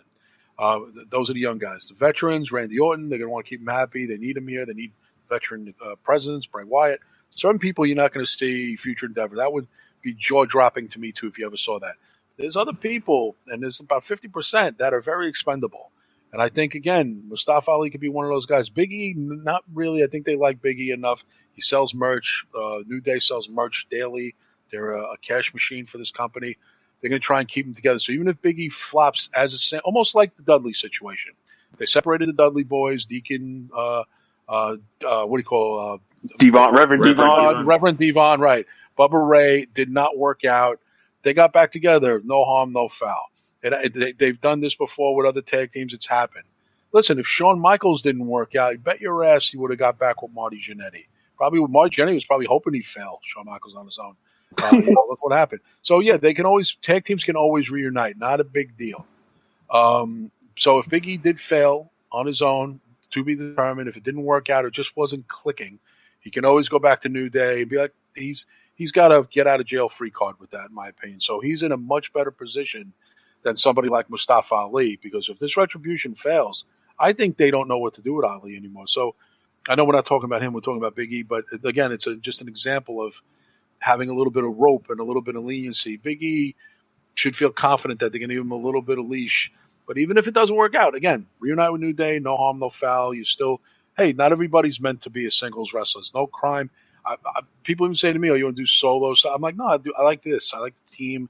I like teaming up 1 or 2 podcasts, roundtable discussion. I don't like being it's preference and what you're best at. Some people are meant to be solo stars. Some people are meant to be tag teams. I don't buy that every tag team guy is dreaming of solo success. It doesn't work out for everybody. When they tried to push Ricky Morton from Rock and Roll Express, big flop. Bobby Eaton from Midnight Express, flop. I mean, it doesn't work. They never even dared to try to push Demolition as singles. Crush they did, big flop. So again, you remember, think of all the greatest tag teams. Shawn Michaels, and they say Scott Steiner worked out, but I kind of still feel the Steiner brothers could have stayed together and still remained very successful. I don't think Scott, was that successful. Road Warriors, break him up. Who wants to see Animal on his own? And now they're both deceased. So, Animal just did the circuit, but everyone always wished that, Hawk, without Hawk, with Heidenreich. Again, there's certain guys who get a little bit of rope because they possibly could have star potential. But I don't know if I see Big E being that guy to beat Roman Reigns. I just don't know if I see him as that. Not because of the joking around and shit, just because I just don't know if he's that guy. Well, it's yet to be determined. I like Big E, but I like him in New Day and on his own. I want to see him, and I want to see him have long matches and be able to go singles. But Big E to me looks like he gets gassed a lot. Do you guys notice that about Big E? He gets out of breath a lot. I noticed that he takes a lot of rests on the ring side. Obviously, Kofi and the other dude are more the Kofi can go and go and go. But Big E looks like he's got a little bit of a cardio thing going on there. He always looks winded to me, which is not good. He's a really bulky guy, so I want to see if he can hang in the ring. I can't picture him doing a 30-minute. I can't picture him doing an Iron Man match. You know what I mean? Yeah, I get you. I mean, he's got that really big upper body. Yeah, he's got a big upper body, but again, I noticed these little things. I noticed that when Big E tags out, he is wiped. Like, looks like he's halfway. Look at his face. His eyes are popping out of his head. He's halfway to a heart attack.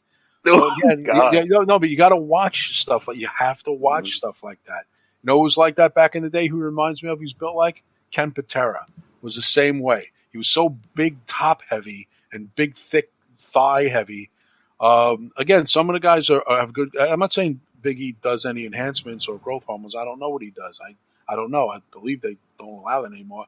But there's just something off with his cardio. He's a big sweater. He sweats a lot very easily, and he gets very winded. When I notice when he's out of the ring, he takes a lot of rests when he tags in Kofi, and I think that's got to be watched.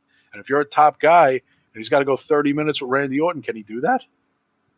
You know, these are things I think about as just like an old school fan. You know, people like dismiss it and be like, "Oh, they can work around that. Everyone doesn't have to be conditioned like Kurt Angle." Well, they no, but again, Big E is accustomed to a tag team, and when he's winded, he tags out. He's going to have to be in that ring for a long time. You think they're going to make 5-minute matches because Big E can't go more? That's ridiculous. They're not going to book around him like that. Why would they? That's if you're the top guy, they're going to do whatever they ask you to do. Yeah. You know what I mean? So again, fair point. I like Big E. I think he's a charming guy. Kids think he's adorable. Women think he's adorable. Guys think he's cool. So he's got those it factors that you need. He's still young enough to be hip. And I don't mind the goofy stuff. But I don't think the hip swirling and stuff. Listen, unless you're Rick Rude, don't do the hip swirling. Rick Rude's the man. Yeah, Rick Rude can get away with that. You know, he's a badass guy, and Rick Rude was a career heel. He was never a baby face. Hip swivel things got to stop. I get that people like that part of it, but if you look at all your top world champions and all the companies, nobody acts like that. And again, I just think it's going to be one of those things with to be determined, like we talked about earlier. Everything's, TBD, TBA. Mm-hmm. All right, so next match we kind of touched base on it a little bit was the another champion versus champion. The Raw United States Champion Bobby Lashley versus the SmackDown Intercontinental Champion Sami Zayn. Bobby Lashley won over with not really help from the Hurt Locker, but they were there. There was no chance in hell Sami was going to win this. The match it went the way you thought it went. I thought it was funny how Sami was just complaining about Hurt Locker being there, and there was a bit where Sami tried to unbuckle the the pad on the turnbuckle, and Shelton Benjamin just got up and put it back. See, this is where my old age man thing. Did you say Hurt Locker? Oh fuck! Did I say Hurt Locker? Hurt business. You did say Hurt. Said it twice. Hurt Locker. Yeah, you said Hurt Locker. I'm saying I know I'm going deaf and blind, but did he say Hurt Locker? I'm so sorry, but yeah, the move that Bobby Lashley does is called the Hurt Locker. But Bobby Lashley describing the Hurt business is the Hurt Locker. I'm sorry, but yeah, it's just no, it doesn't bother me. I just wanted to make sure I wasn't going deaf as well. I'm probably just losing my mind. But Sami Zayn lost. Bobby Lashley won. The match kind of was what it was. I don't know if you guys saw, but Craig crapped out again. So Spreaker's still up. We got about 39 minutes until Spreaker cuts us off. So if it's all the same to you, what are your brief thoughts about this match? Get RJ. It was nothing. It was just Sami Zayn just dipping in and out. It was nothing. And Bobby Lashley, aka L Stumble Lord, as I like to call him. Just Bobby Lashley in theory, badass, looks great, but Bobby Lashley's very goofy and very silly in my opinion. I mean, just look at his faces. Like I'm a very small, detailed guy too, Kev. Just look at Bobby Lashley's faces. I can't take him seriously at all, man. I mean, he looks silly. Like, I can't take him seriously. And Sami Zayn, I'm a guy that loves Sami Zayn, but I can agree. That's one thing about me. I'm not a mark for anybody. I can agree when something's not right. And Sami Zayn, I agree, he looks like shit. He looked like he hadn't worked out in 10, 12 months. And it didn't work for me. It just didn't work for me. Yeah, for me, again, I'm not a big Sami Zayn fan. And they didn't need the whole Hurt Business or any interference to beat this guy. Bobby Lashley could have ate him up easily. There wasn't anything for me either. It was just, no title on the line, no harm, no foul. Lashley won as expected, and without interference, Lashley would have killed him. So but they just wanted to book that Sami Zayn's a pain in the ass. Everybody wants to get a piece of him. So that's really what it was. Like, he's an antagonist and a protagonist. So that it was just booked that way. Again, but Lashley can't beat Sami Zayn without interference. Yeah, he can. They just didn't want to do that. Yeah, I mean, that makes sense. And also, I guess what am I going to say? The whole characterization of the Hurt Lock, the Hurt Business. What the fuck? Hurt Business is that, you mess with one of us, you mess with the rest of us.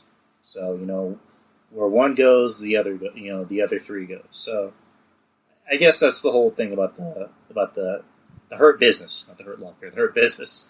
The Hurt Locker is a very good movie, by the way. Next match, you got Women's Champion versus Women's Champion. Sasha Banks, SmackDown Women's Champion versus Asuka, Raw Women's Champion. Sasha Banks won over, which me and Kev actually picked.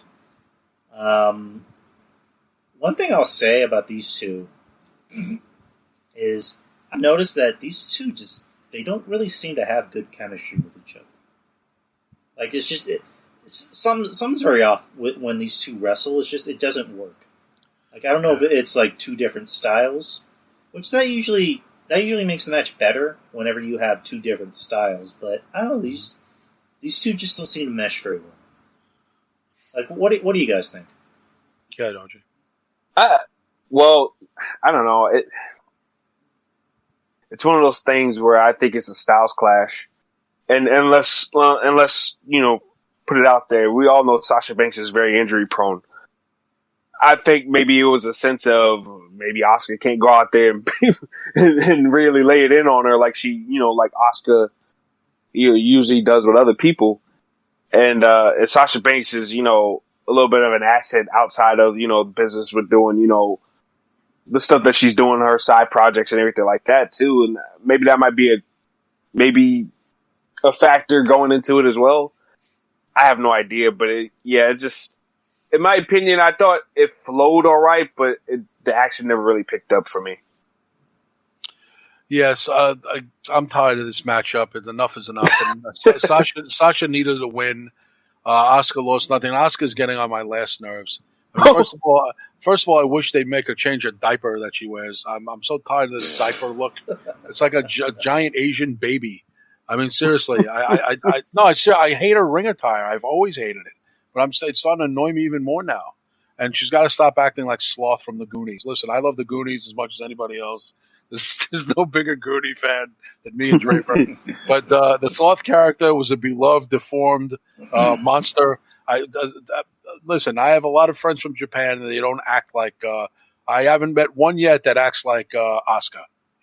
Gibberish and the nonsensical talking. I even had a Japanese friend tell me that Asuka is basically talking gibberish. A girl straight up from Japan. I said, "What is she saying?" Nonsense. I go, "What do you mean?" She says, "Just nonsense. Nothing. It's silliness." And I was like, "Oh, so it's not like anything profound?" No, nothing profound. Just nonsense. It's like just talking silly. And I was like, and she even says she doesn't know wrestling. My friend who was watching Asuka, and she's like, "Why is she popular? Is this like Americans like this?" I'm like, "Yeah, she's like the number one girl." And it's funny because she's from Japan and she never heard of Asuka. So there goes everyone's theory that Asuka is a household name like Michael Jackson in Japan. There goes that theory, by the way. But Asuka, to me, is just on my last nerve. So she actually forced me to cheer for Sasha Banks, who I also don't like. I mean, I like Asuka personally. I don't like what they turned her into a buffoon. I don't like Sasha Banks as a human being or a character. Nice ass, but other than that, I don't have much to say. Great ass. I mean, it's probably top 10. But other than that, I got nothing to say. And that match was a big bowl of nothing and enough with these. I don't want to see Bayley fight Asuka ever again. I don't want to see Sasha Banks fight Asuka ever again. Put fucking Bianca Belair in the mix. Throw some new people in this. Enough with these. Have some faith in the rest of your roster and give someone else a chance. Yeah. I agree with Cressman in the chat. I like Bayley's ass more than Sasha's. Very wide. I second that. Yeah, but then she turns around and she's Rosie O'Donnell. That bothers me. Oh, God damn it, Kev. I can't. Damn it. You ruined her for me. Right? Bonus shrinker. I'll have to take 6 Viagra. God damn it, Kev. God. Shit, you might have to take the whole bottle after that. Oh, God. All right, that's a good picture that Crest put up. But Crest, that's an old picture. That's from NXT. That's from 7 years ago, Crest. Kev has ruined Bayley for me. That's going to be the title of tonight's episode. Kev has ruined Bayley for me. It's like if Sasha Banks turned around and it was like, Judith Light from Who's the Boss. Like, you'd be like, who? Like, with some woman who's 60. Like, I don't want to see that. But, Sasha's a great wrestler, and I get heat for that, too, because I take Sasha to task, and everyone thinks the sun rises and sets on her vagina. But other than that, I think she's a decent wrestler. But I don't think Sasha Banks will go down in history as top 5, in my opinion. I don't think so. I think Asuka's a better worker. But again, too much Asuka. It's like too much of anything. Too much Asuka now. Asuka's getting way too much spotlight. Yeah, that's how we were all feeling about Charlotte a couple of months ago, Yeah. And you're right. Too much of anything can kill you sometimes, and it has killed my interest. And yeah, I'm with you. I wish they would use more differently. You got Ruby Riott. Ruby can go. Why not use her? Mickey James. I know she's a veteran and everything like that, and she might not be as over as she used to be, but go ahead and use her. Who else? Who else is out there? I mean, Liv Morgan, Bianca. I mean, he got so many women. Peyton Royce. I mean, Lacey, if they can get rid of the stupid Southern Belle gimmick. And I agree with that. Nice segue. Let's talk about the next match. Give her a military gimmick. Yeah, let's get into that. The Team Raw, Team SmackDown women's match. Team Raw had Nia Jax, Shayna Baszler, Lana, Lacey Evans, Peyton Royce. Team SmackDown had Bianca Belair, Ruby Riott, Liv Morgan, Bayley. Ugh, God damn it, Kevin. and Natalya. Natty Neidhart. We kind of touched base on this earlier, spoilers. Team Raw wins with... So basically, here's what happened. Before the match, Team Raw was telling, or Nia Jax was telling the rest of Team Raw not to tag in Lana. And then the match happens. Lana somehow gets in the match, and then she gets out. And Nia Jax tells her, stand on the ring, stand by the ring post, don't do anything. So the whole time Lana's just standing there crying. And we'll kind of get to the end of the match. The majority of the match, you really got to see Bianca, kind of really shine, because it looks like they see something in her, which is good. Whatchamacallit, Liv Morgan had an interesting spot where it's her and Nia, and you hear Liv yell, "Bring it, bitch," and she just goes at Nia and hits her, which is good because you got to see Liv kind of shine. You got to see Ruby shine. There was an interesting spot with Bayley where Peyton eliminates her, and supposedly Bayley got hurt in the beginning of the match. That's what I heard. So I think that's why she got eliminated early.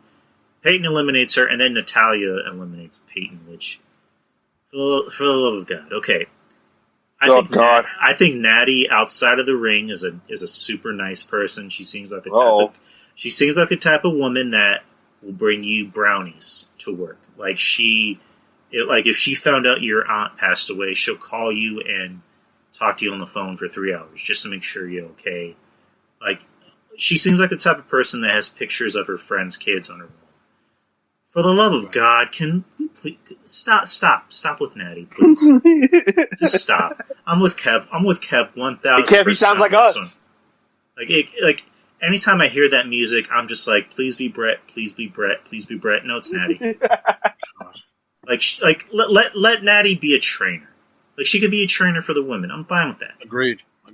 Can she fucking retire already, for the love of Jeebus?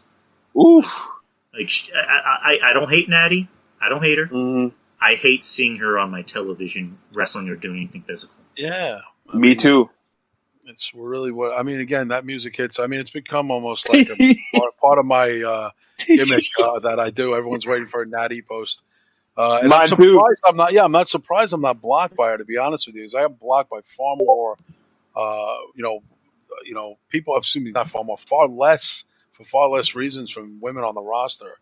I know, and I don't want to really make too much a habit of that because you get blocked out. I have to rely on other people to show me things, and being a podcaster, you can't really comment. So I don't. One thing I'll say is, as we all podcasters talk about being blocked by people, you don't want to get blocked by too many people, especially people who are in the mix of the TV show every week because you can't see what did you see what she said? I'm like, nah, I'm blocked. Like even with Lana, I'm blocked, and all Facebook, Twitter, and she really went for it with me, blocked me in all three formats. Because that clip of me calling her a piece of ass that she found offensive, and acting like I'm like a national DJ or something. So you don't want to get blocked by too many people. So I'm not looking to get blocked by that many more WWE people. I'm up to 12 that block me already.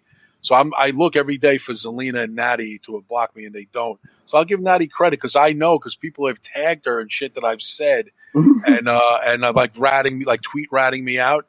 And I'm like, oh, dude, she's going to block me. And I'm like, oh, no, she didn't block. So I give her credit. So maybe I don't think she thinks I'm being funny. And I'm sure it's not a compliment where, I call her the queen of library silence. I mean, that's not a compliment that, even I said COVID crowd or no COVID crowd, the reaction remains the same for Nike. So it's and again, people take that and some people thought it was funny and some other podcasters, thought it was fucked up. I'm like, it's fucking funny, and it's true. It's funny because it's true. It is true. But everyone's it's mean. I'm like, it's not, but it's not mean. There's You're something. speaking facts. But why doesn't somebody question the fact that she has a heart, okay? And Brett, Brett didn't get rock-like reactions, but Brett always got a good reaction. Owen always got a good reaction. Boos or cheers. Why Natty? People are so indifferent to Natty. Why is that not a fair question? Why, when her music hits, is there an indifference to her? It's a bathroom break wrestler. She's a heart. She's a legacy wrestler. She considers herself one of the best of all time. Best. She even uses Brett's tagline. She has the nerve to call herself best there is, best there ever was. And I'm sure Brett even rolls his eyes at that. He's like, let's not get crazy. But again, why that's not, and I'm not saying in the mainstream, but why more podcasters are like, oh, I like that. You got to give Natty credit. She's a vet, a seasoned vet. But you guys are going to totally completely ignore, even in our hometown, that she gets no reaction. You're going to ignore that. And just like with Mickey James. Mickey James gets no reaction, and everybody glosses it over. And I don't know why. I think, the giving certain people a pass and coming down hard on other wrestlers is never going to be my style. The one thing me and my brother do have in common, we're equal opportunity offenders, and we'll go after even people we like. You know what I'm saying? Because my brother John likes Chris Jericho, and it almost comes off like that he's not a fan of Jericho because he's like, Jericho's just annoying me lately. A lot of things he's doing, and he is one of my favorites, but I'm going to take him to task. And I feel the same way about guys that I even like. And listen, if Cross starts acting stupid or starts doing things I don't like, I'm going to criticize him. So, but he hasn't done that yet. But I don't understand why the Natty thing that people are indifferent when she comes out. There is no reaction for her at all, and it's never addressed. Why is that? And you remember when Sasha turned heel on her last year? People were laughing, cheering. So I challenged somebody earlier this year. I was sitting at home and I was just looking at the TV screen, and she was out cutting a promo, boring everybody, and this, that, and the other. And I was like, "Is there really any Natty Neidhart fans out there?" And there was like one or two people that said, "Yeah." And I was like, "Well, you're the president of the Natty Neidhart fan club, so of course you're going to say yeah," but nobody else really had a serious answer for me. I've never seen a shirt. Even Sean is saying that they never pushed Natty properly, that they did stupid shit like the Far Coming. Sean, that was years ago. I mean, and again, when does it behoove you to get yourself over? I mean, again, she does the same thing. She's very repetitive. The cat ear thing isn't cute. It's annoying. And I'm a guy who likes cats, and even I don't like it. So it's like, I think, and also the Divas thing, I think exposed her, and you could say it's a work or an act or they get a script. She's very annoying. And she also has a kind of a fake marriage. Her husband is clearly a homosexual, and that's so fine. That's fine. You know what I'm saying? She's banging all the black dudes on the roster too. Yeah, he likes Stampede Dick, and that's okay. But I'm saying that Natty, again, is it that maybe if he was Brett's daughter instead of Jim's daughter, maybe if it was Brett's daughter, maybe you think like if it was more Brett's daughter, it would be more. The cool factor would kick in, and the music and the jacket. Well, you think because it's Jim's daughter, the lesser, he's not really a heart per se. He's married to a heart. You think it's that? It's Jim's daughter. It's not Brett's daughter. Don't you think if it's Brett's daughter, it would be a bigger deal? Nah, it's just I don't think Natty doesn't have the personality to be a big star. Yeah. Whereas Brett and Owen, we could find something like about Brett and Owen, Right. And even, and I've been into watching a lot of Owen Hart's matches. I get why people were a fan of him. Owen Hart died by the time, like, my attention span was really focused on wrestling. Yeah. So, but I went back and watched Owen matches, and I get why people loved him. And Brett, I see why people loved him. And even now, hearing Brett as a personality, now him as an old grump, we all make fun of him for sounding very bitter and grumpy, but Brett's funny. Natty's not funny. Listen to her do commentary it's a chore. It's just she doesn't hook anybody. Yeah, she looks great in a skin tight dress on Instagram. And she looks great in a bikini. I mean, shit. I think all of us can agree on that. But as far as in the ring where it matters, it's not And she's great. She is good, and she should be a trainer. And that's where I would have her at. She would be training all the girls in NXT right now if I was running the company. Exactly. She's, again, not everybody said this a million times. One of the catchphrases of many years being in podcasting is not everybody can be a champion, and not everybody's, the world championship material. I don't think she is. You're right. I think it's, even if she was Brett's daughter, I just think people would see her in a different light. But I never, she's the nicest. It seems like what Drew said. She's probably a nice person, comes over, checks on you when you're sick. And that means something. But as far as in the ring goes, I mean, even again, I want to see her over. And when I don't see her over in our own hometown, I know there's got to be something wrong here. Yep. The Drew Yari Show. It's Drew Yari. It's Drew Yari. The Drew Yari Show. It's Drew Yari. It's Drew Yari. The Drew Yari Show. It's Drew Yari. The Drew Yari Show. It's Drew Yari. The Drew Yari Show.